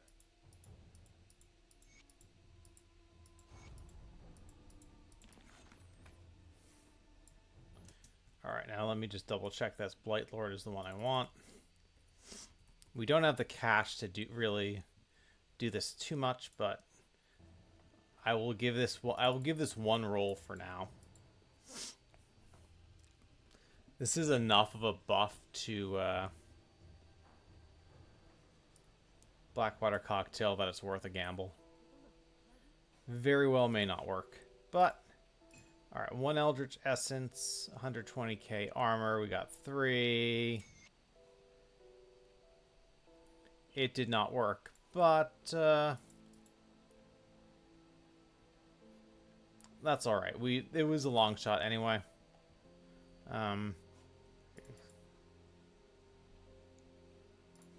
So let's get the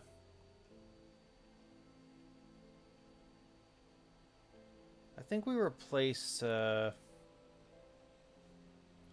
of need the Vitres right now, but we could probably get armor augments for that.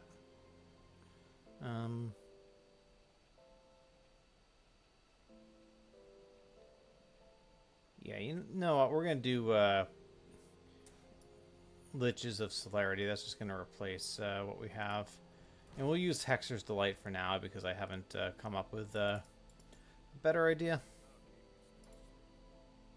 But we don't, we don't want to accidentally transfer components to shared stash because then we can't use them.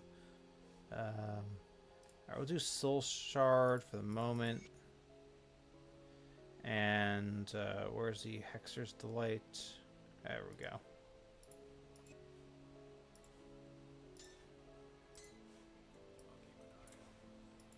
Alright, so what's our base regen now?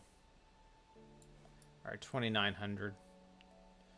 This will probably get a little bit better even, but... let's reset. Do Gallus and Janaxia. We are slowly getting our damage up a little bit.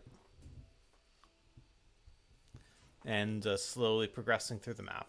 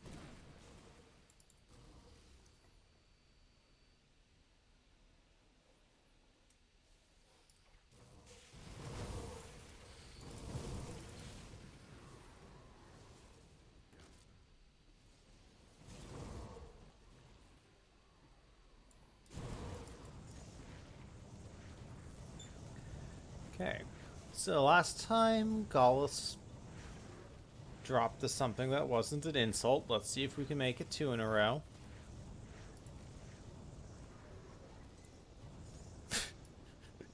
Subjugators of the Cabal, thanks for nothing, Gallus.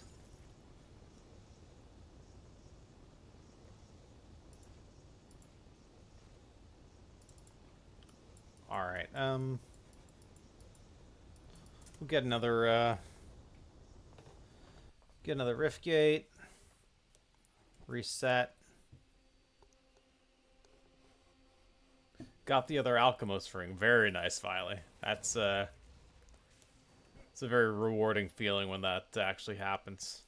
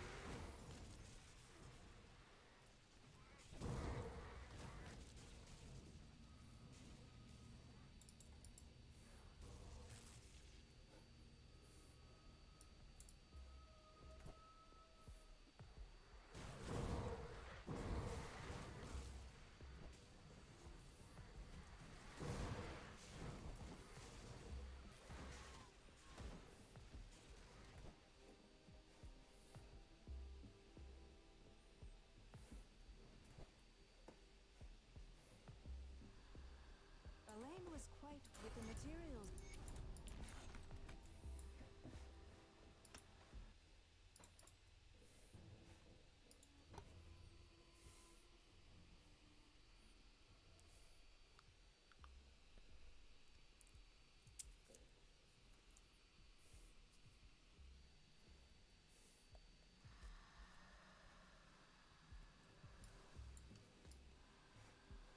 Yes, trap.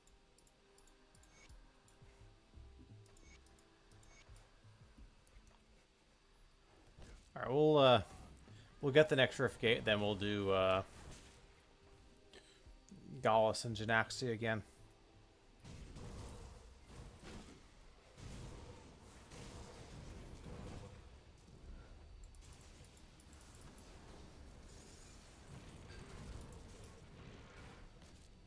All right, we got a Barrel Smith piece.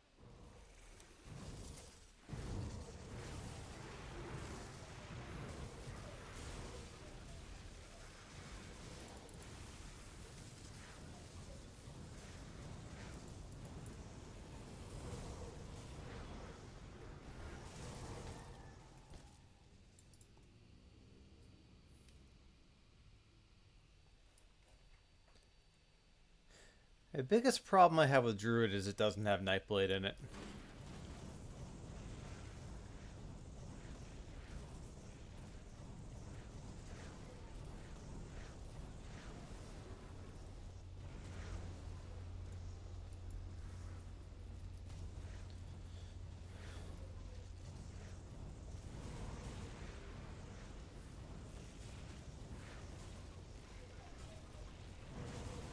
I want to say I did Lightning AAR as Druid, and my other one, at least for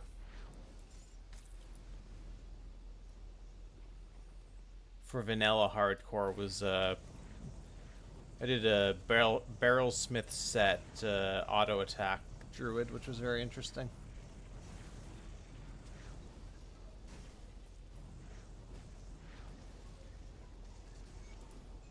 Officers of Alacrity. It's probably not great, but we'll take it anyway.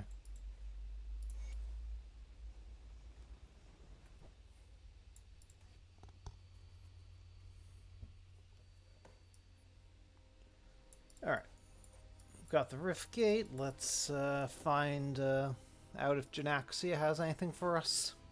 And then Gallus.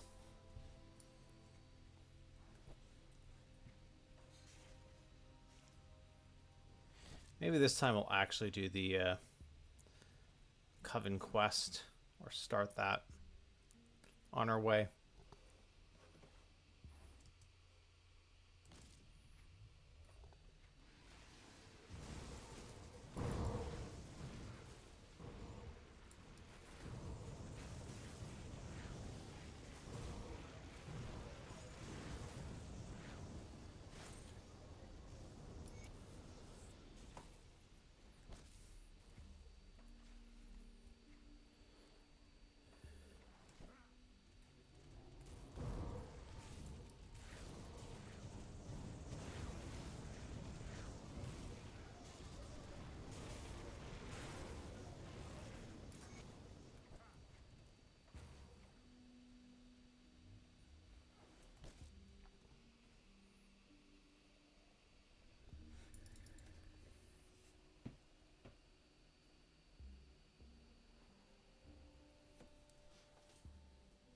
Well, that would just be ridiculous if it stacked.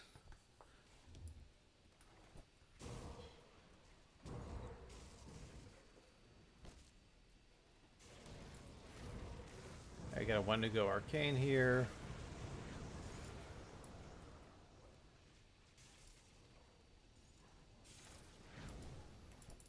Archinaxia, what do we have?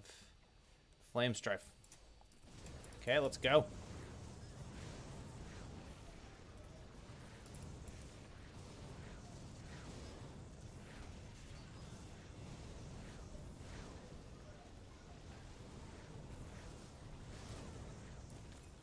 Purifiers of Alacrity. No.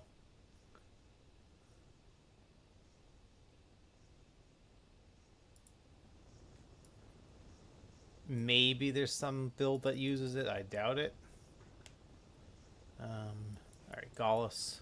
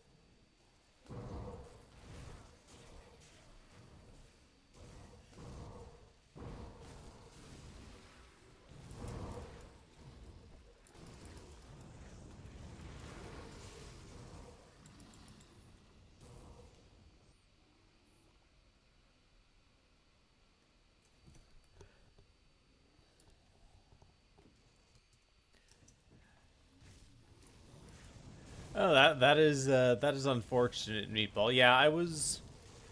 Guess the TLDR is Deceiver seems reasonable.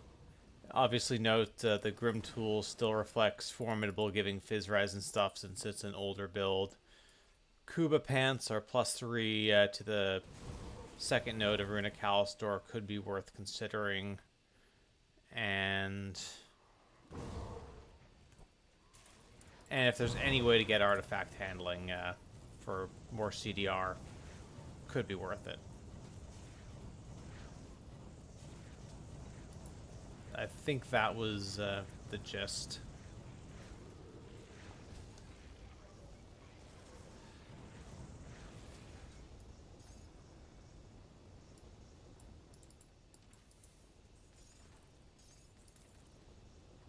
Okay, I've got 2 mythical Elementiums before a single usable Gallus ring. Before my second usable Gallus ring.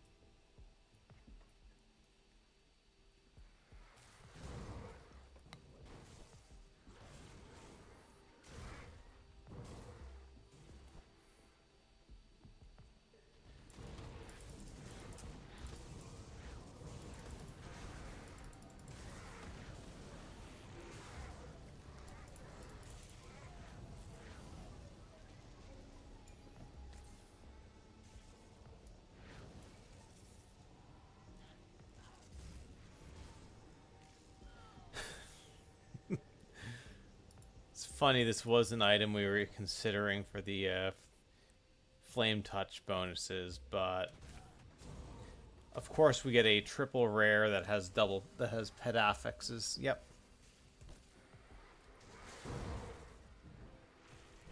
Galfang, wait, you're not Galfang, you're Grima. Don't care about you either way.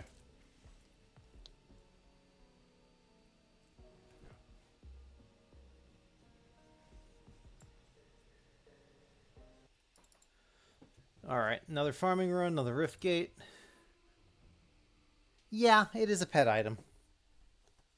No, you're right, of course.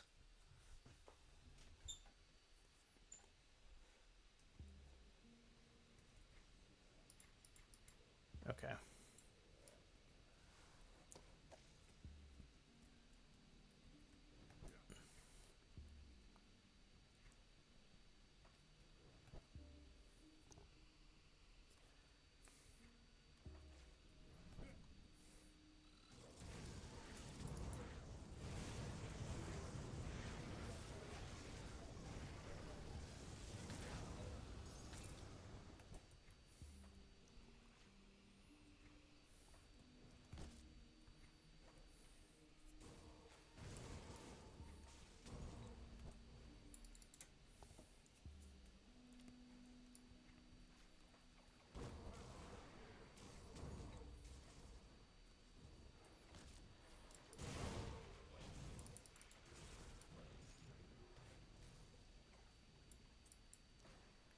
Doesn't have the item we want. We move on.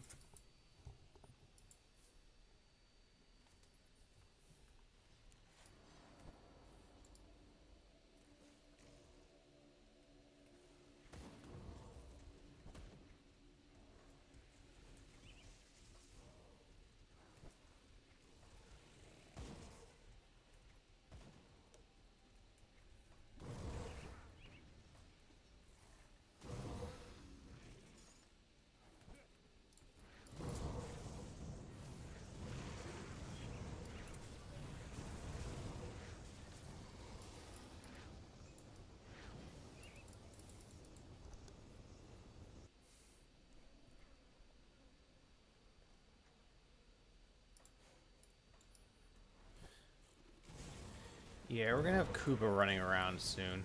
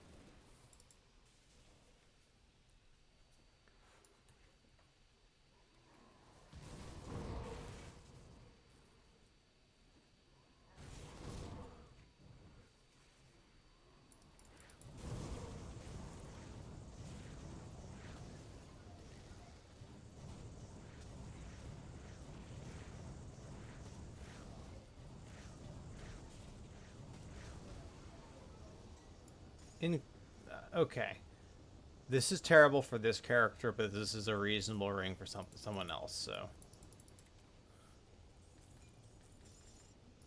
I can kind of forgive that one.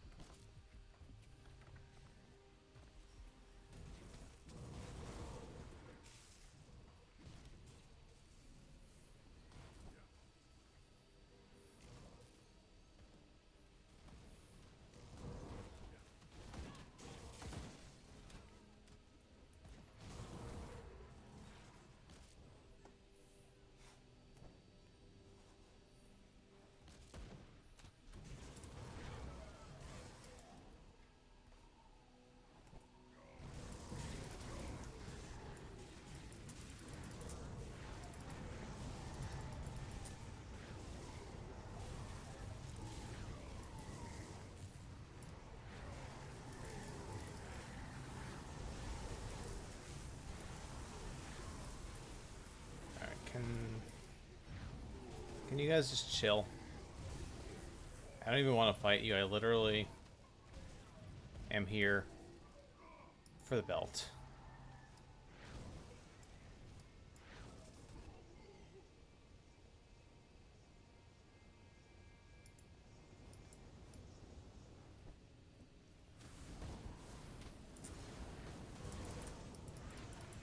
We can see if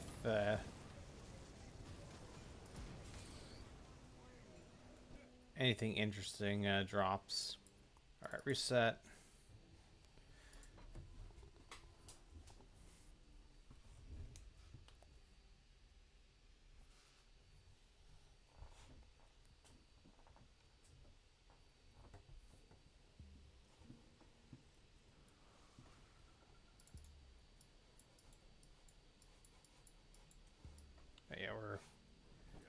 Yeah, I guess we also might as well just do this.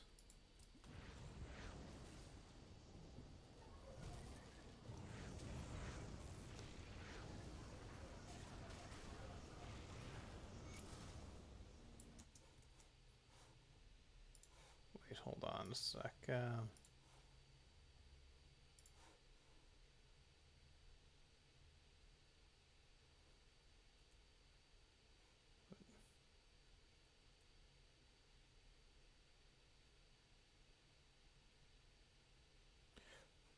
Oh, I'm thinking of something else for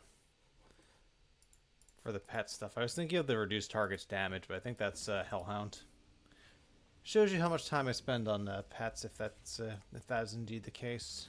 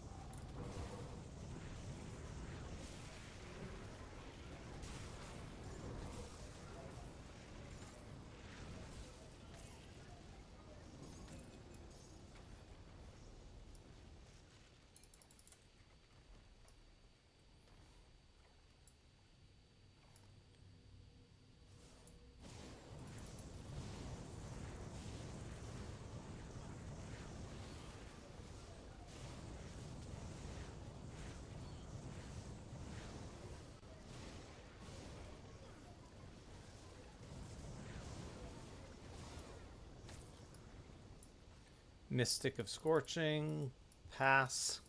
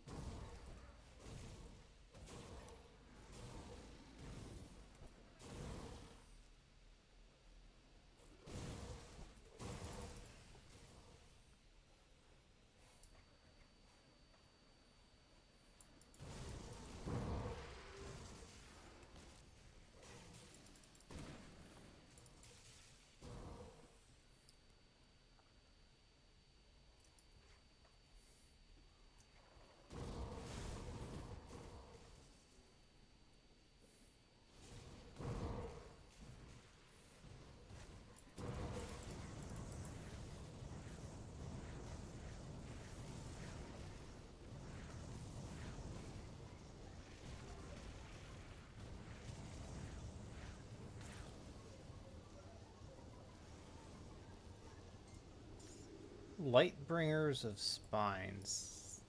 No. That's a no. Alright.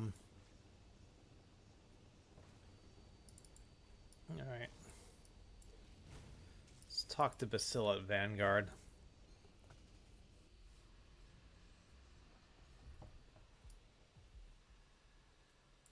What a wonder.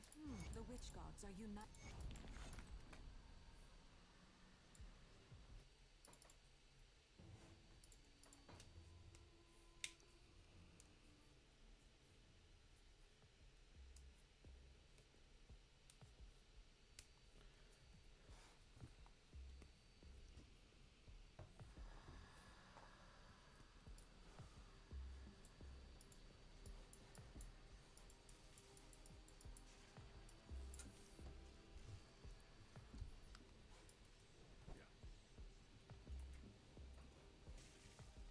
You know, we do get a random legendary for this quest, so maybe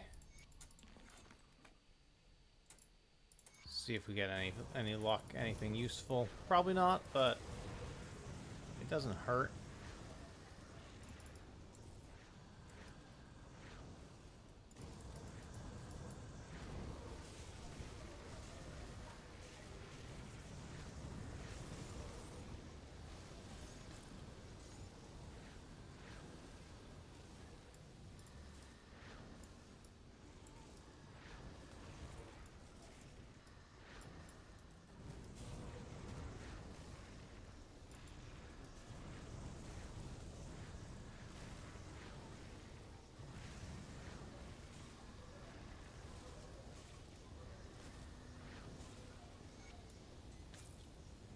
Okay.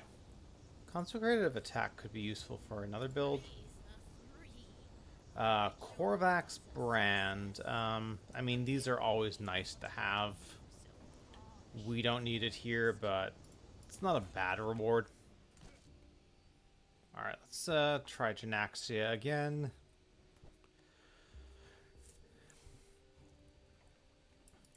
I'm just glad we got something that's kind of at least passable for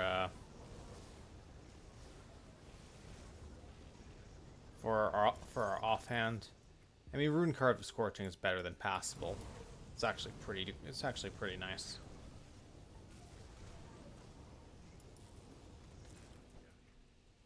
For an SSF character, that's pretty much where you stop farming.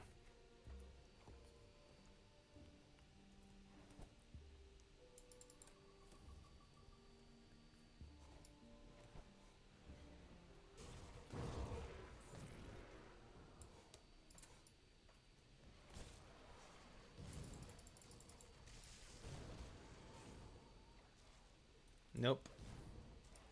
No storm strife.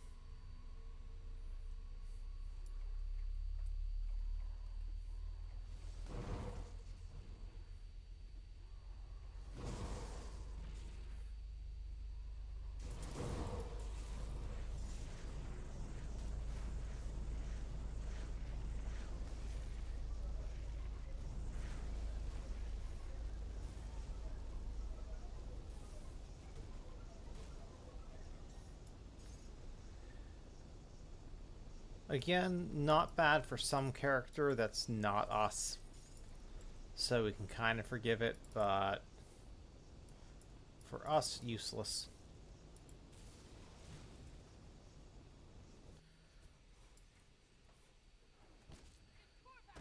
Alright, so we'll do the run to Dravis, and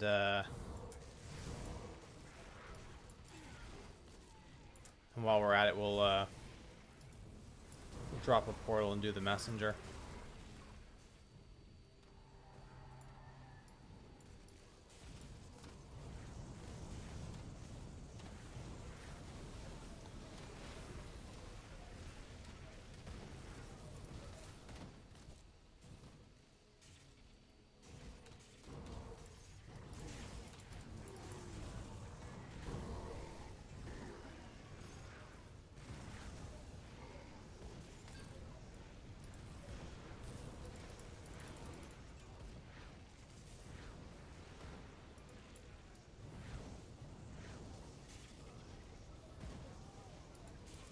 You have a healer? You gotta be kidding me now.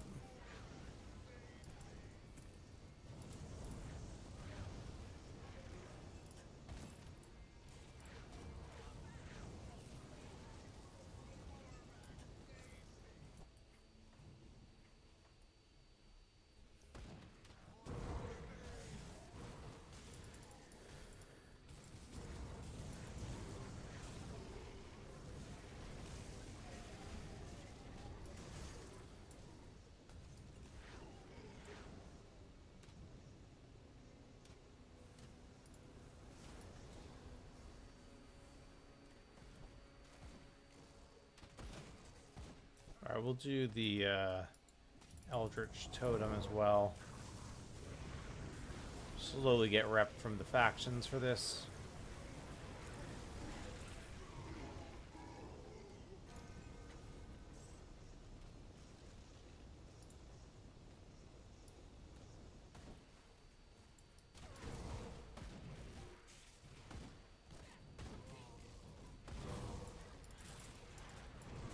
We get a good roll on the Trojan Visage. That's kind of...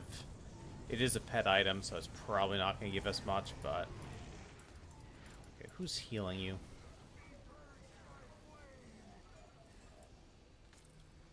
Preserving Chosen Gaze of Soul Warding.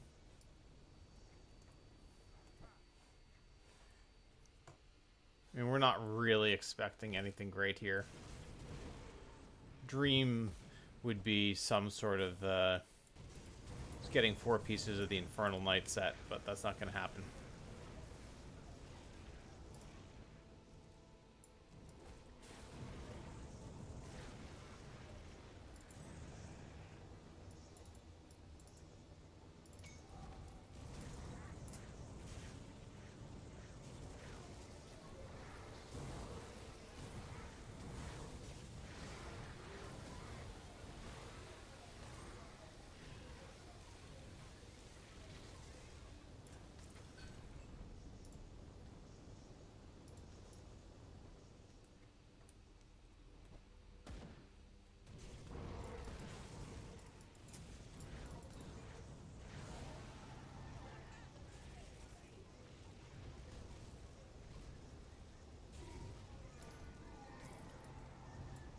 Chosen Mask, that's Stormbox.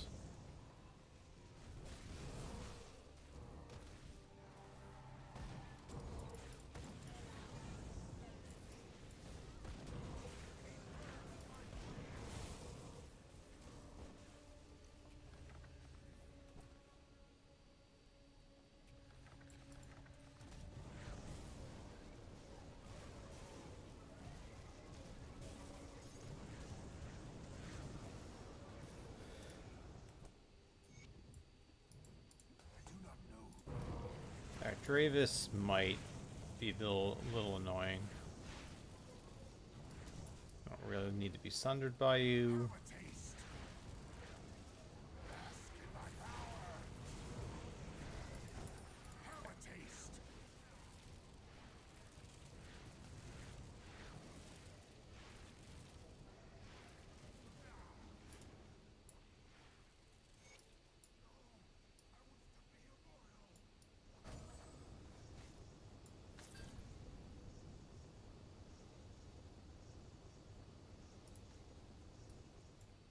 So he was consumed. When Dravis confronted.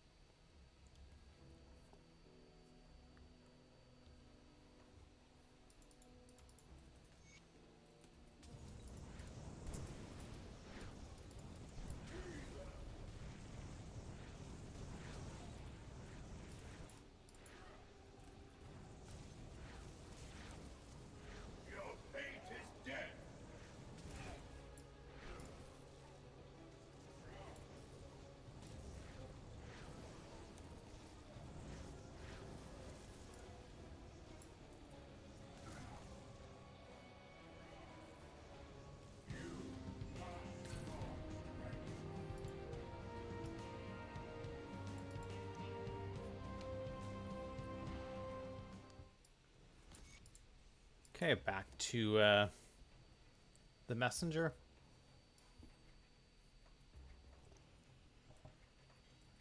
We have 50 in physique already, so yeah, we'll start spirit. It's not really spirit dumping; it's more of a half and half situation, but.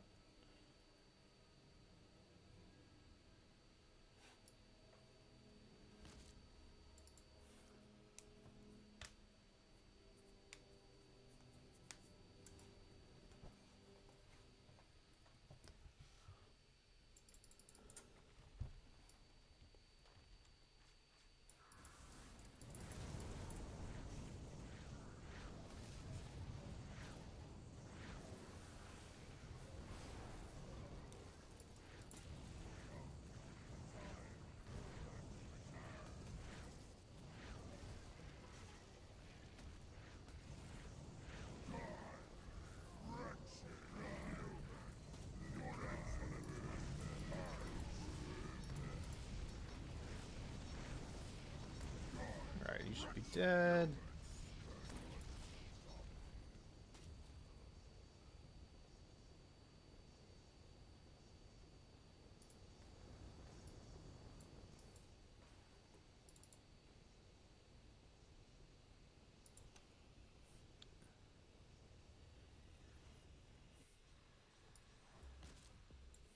Welcome back.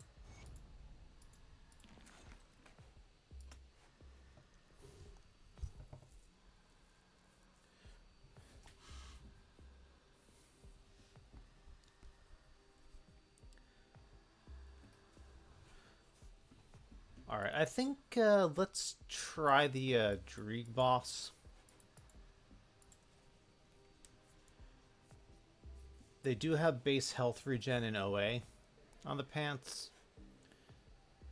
This isn't, and this is really just giving us a little bit of defense. And I guess +2 to the second note of flashbang, but that's fairly insignificant. I mean, we're either going to do this or we're going to do Grava Pants.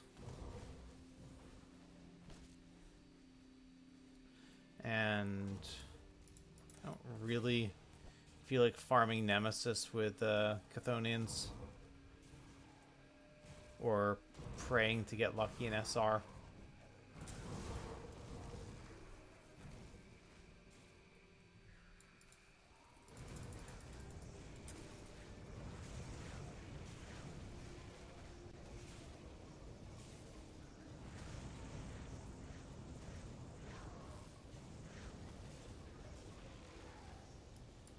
Shrewd of Reptilian Resistance, I'm not going to even bother picking that up.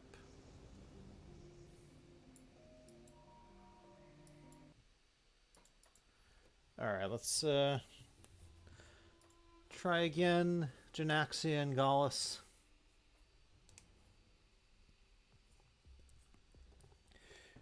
We're at least making progress on the map so that when we do the final episode of this on Sunday, Saturday. We won't have to do as much traveling. Just be trying to get gear upgrades, kind of cobble together something that can kill Lokar.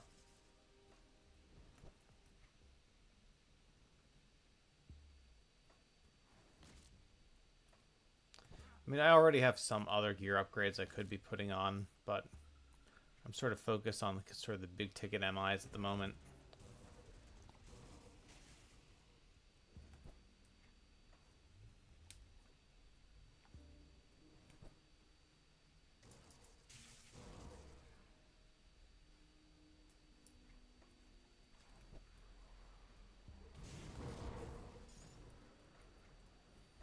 Alright, Totem.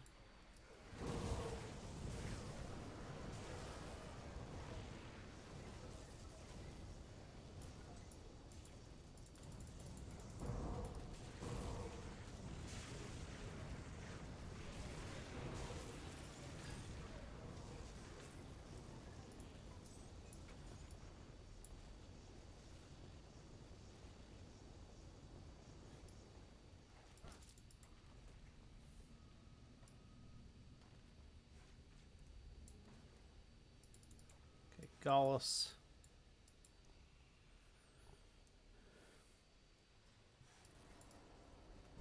We could try killing the Shambler as well.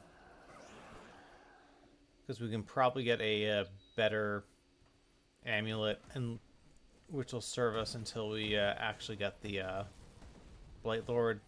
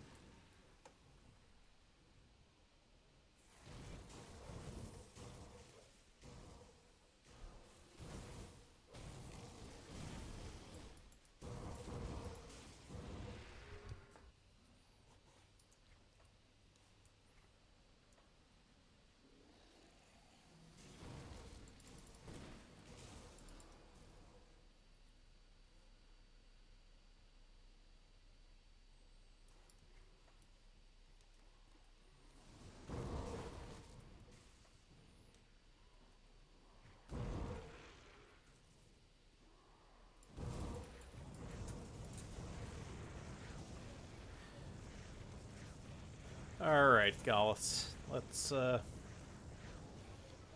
try to drop something that's useful for this build.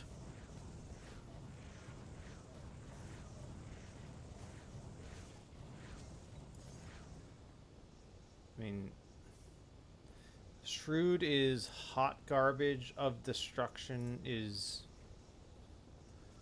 an improvement over Demonic of Attack. So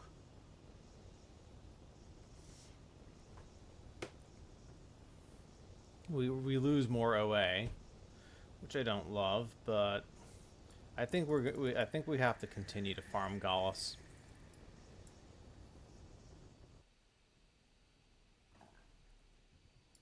And let's go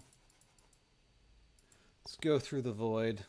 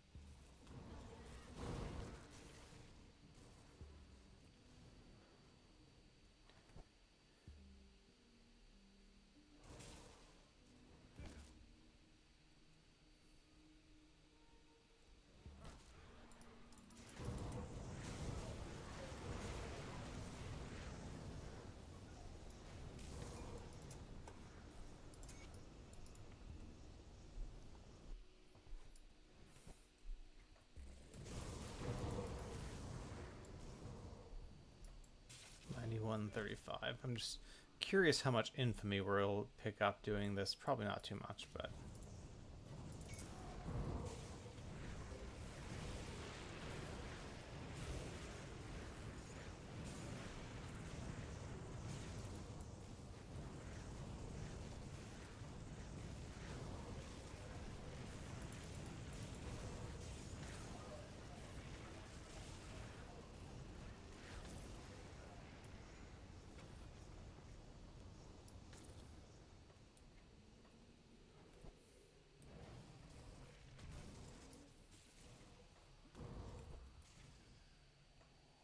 we need to get the Mythical Stormheart while we're here.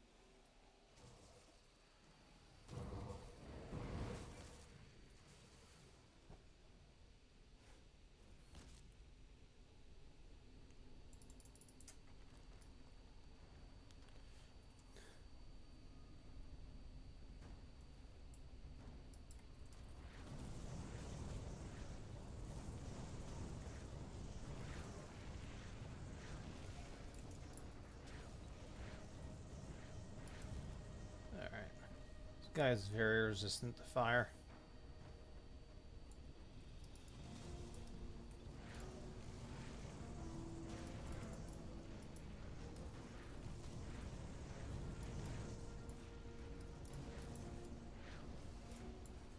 The thing is, with our regen, we might actually be able to stand in the fire, but I don't really want to test that.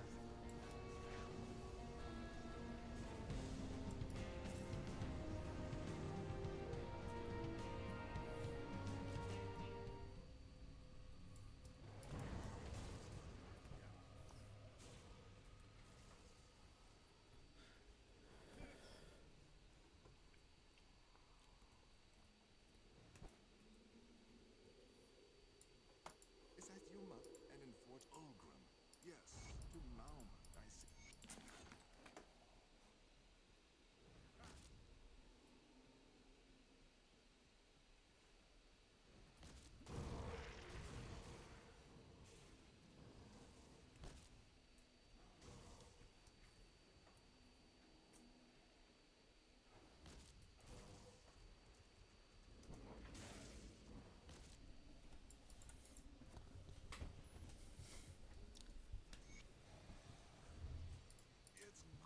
See, you're right. Oh, to the north.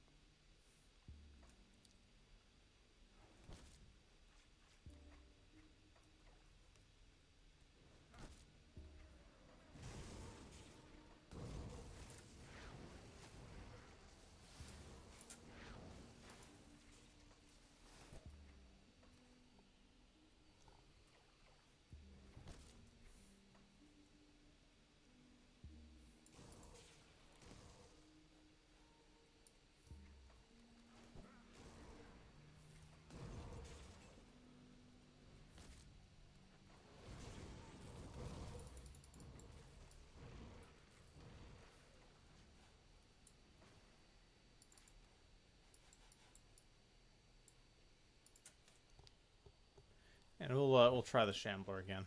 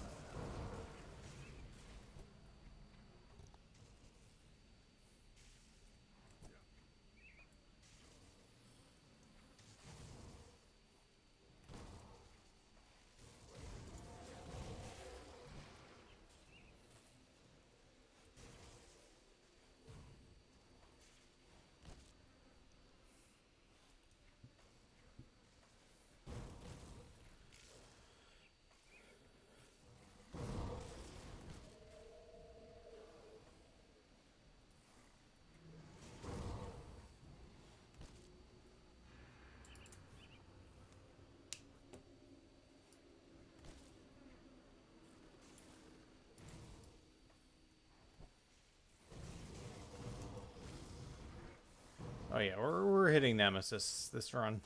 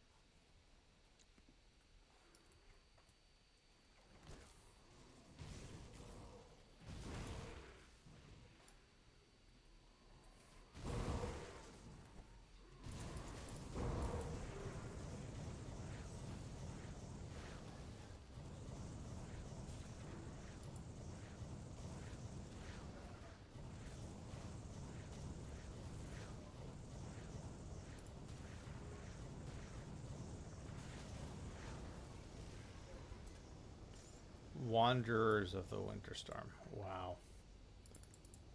Nemesis status with beasts. Okay. I guess we have to get the flooded passage rift since we never actually went in there.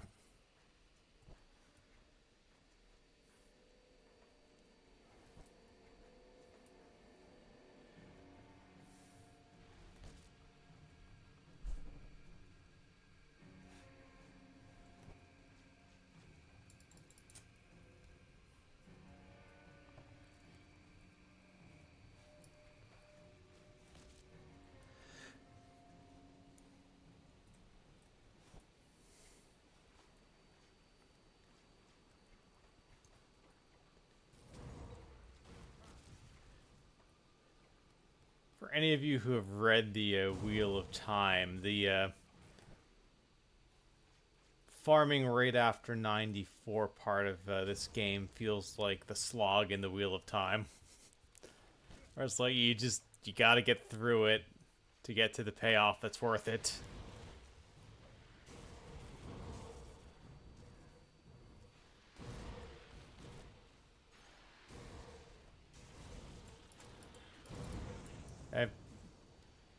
I love the Wheel of Time. The sadly have to make clear the book series and not the TV show, but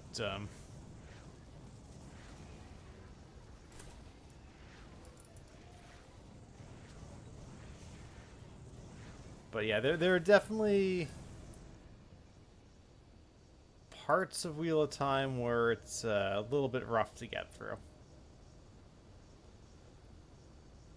Crushing of Hungering Rift. So this is basically worthless, but it's still probably an upgrade. Yeah, we're gonna definitely farm you again.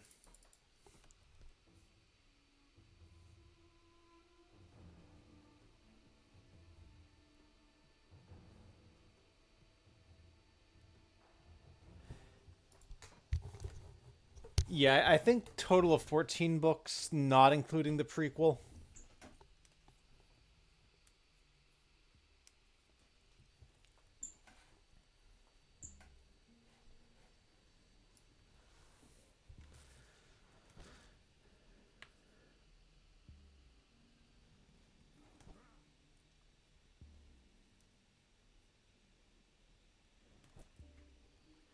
I do think that Brandon Sanderson did a very good job of salvaging it and bringing it together.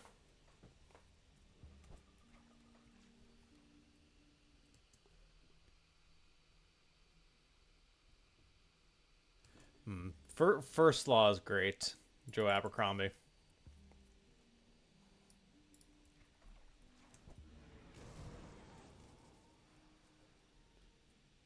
And every so often you see on like Kindle Unlimited or something, some random indie author who puts together something that's not bad.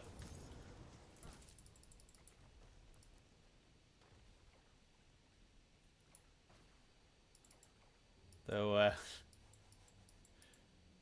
now that I've actually put a book out there and I know what the economics of Kindle Unlimited are,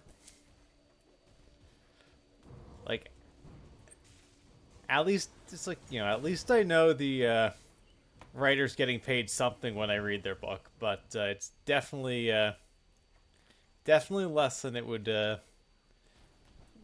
be buying the book outright.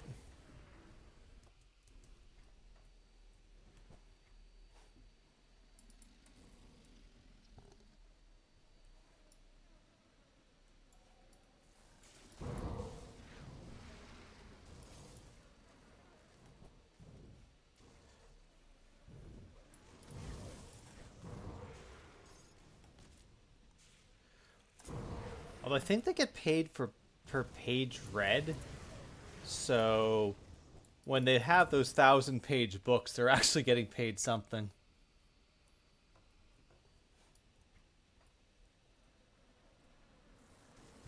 Like if you price a Kindle book at, essentially $10, as the author you get about $6.50 per sale, and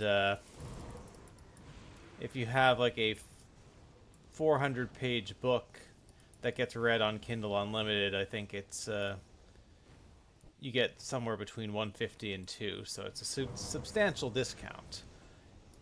Of course, if people can read it essentially for free, they might be more likely to actually read it, so hard to say.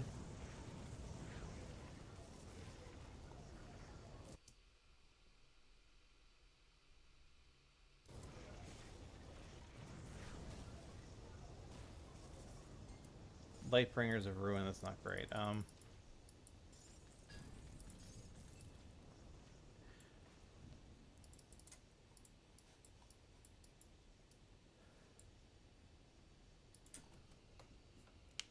Yeah, I mean, at least with ebooks,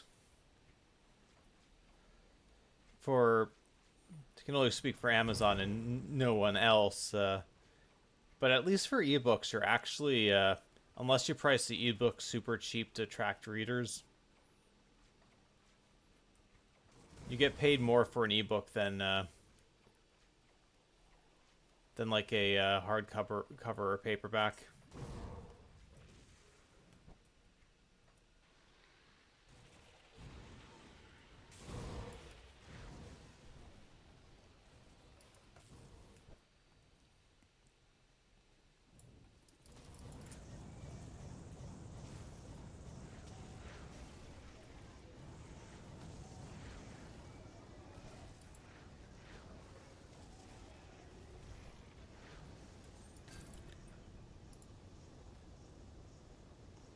this is glorious.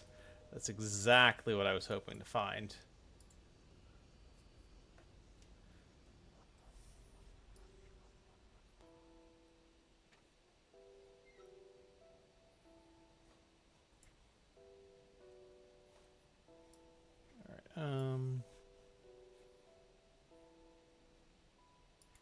Where is the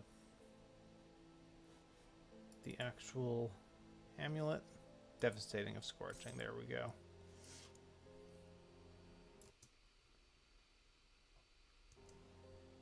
Yeah, Devastating of Supremacy would be nice because of some of the resistances, but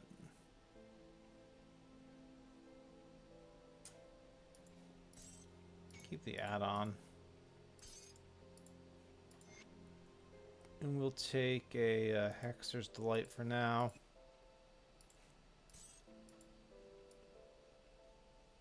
Hey, we actually hit 2k fire damage. Okay. Yeah. Shoulders, chest, and helm desperately need upgrades. We still need another functional Gallus ring.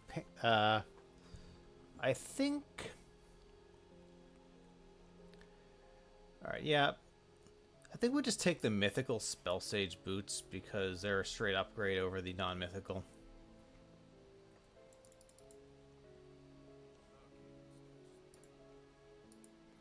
Must have a bunch of Mark of the Traveler by now. There's no reason to have those in inventory. Yeah, these are sticking for now. I don't really want to wear the Scorch Room leg wraps. I don't think they're worth it. Let's go kill Dreeg boss again, maybe. We've still got a couple minutes left, and then I'll wrap it up, and we'll finish this character on Saturday. Basically, no matter what we get gear-wise, it's just gonna be done on Saturday. It might be the worst low car fight ever, but we should be able to get there. Yeah, we'll either get more damage or more defensiveness.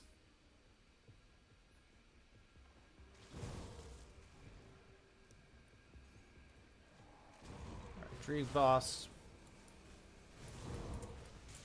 Most of the other mobs have not been nice to me. In terms of RNG, you want to be nice to me, Dreeg boss? Give me something good.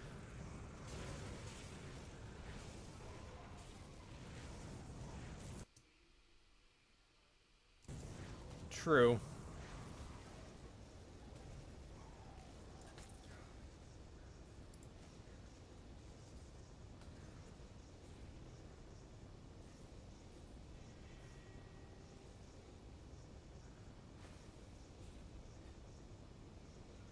It's not bad. I'm going to keep farming, but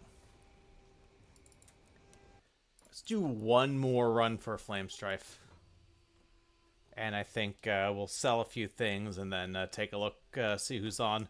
We've at least made some progress today. We got a level 92 offhand. We replaced our boots with a mythical version.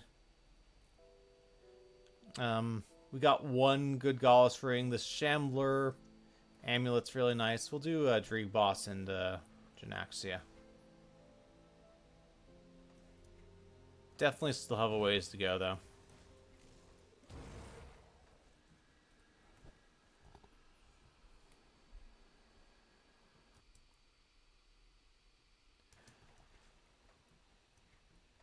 All right, yeah, I'll see you on Saturday. Appreciate you dropping by, Susie. Have a good one.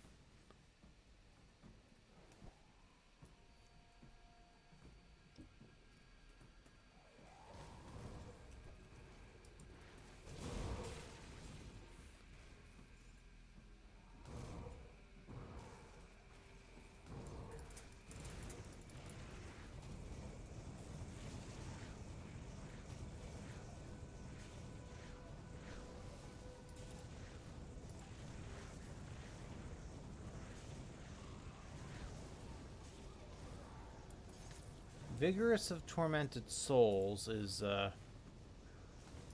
thing is, that's a good roll, just not for us.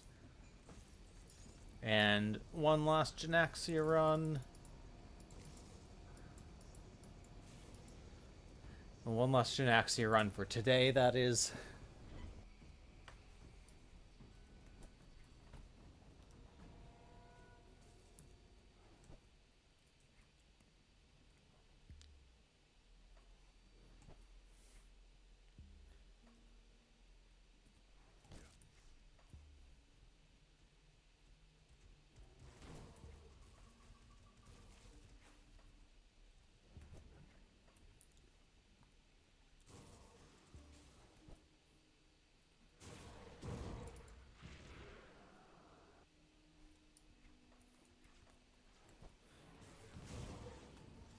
I guess one last totem as well. Kill the Arcane first.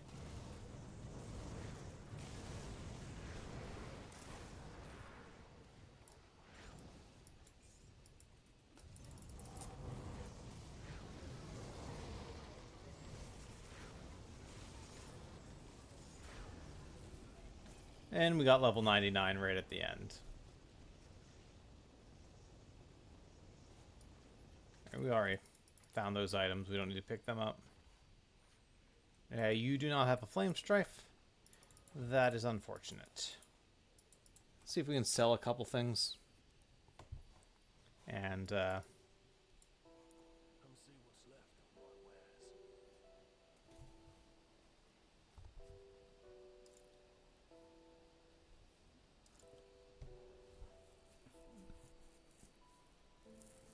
I think most of this stuff is probably going to be dropped off in item assistant, so I'm going to load that up, pray it doesn't crash my game.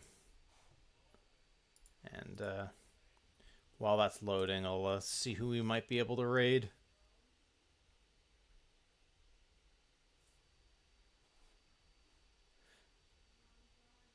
I mean, Magifro's playing Torchlight, we can do that. Unless someone has other suggestions.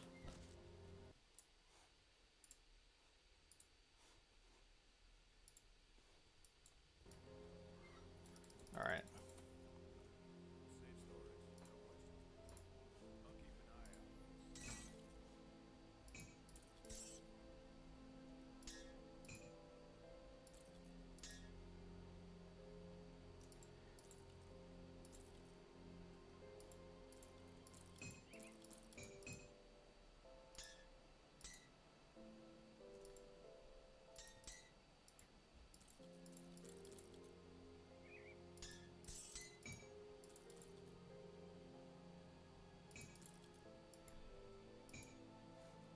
I did not mean to get rid of the Mythical Stormheart, but it's kind of okay.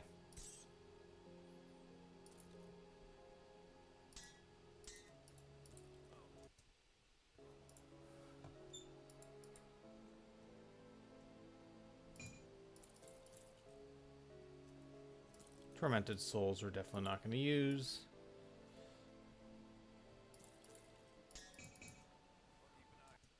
All right, we'll get the Mythical Stormheart back. We're literally only using it to get to Lokar, so I don't really consider this a violation of SSF since we already got it.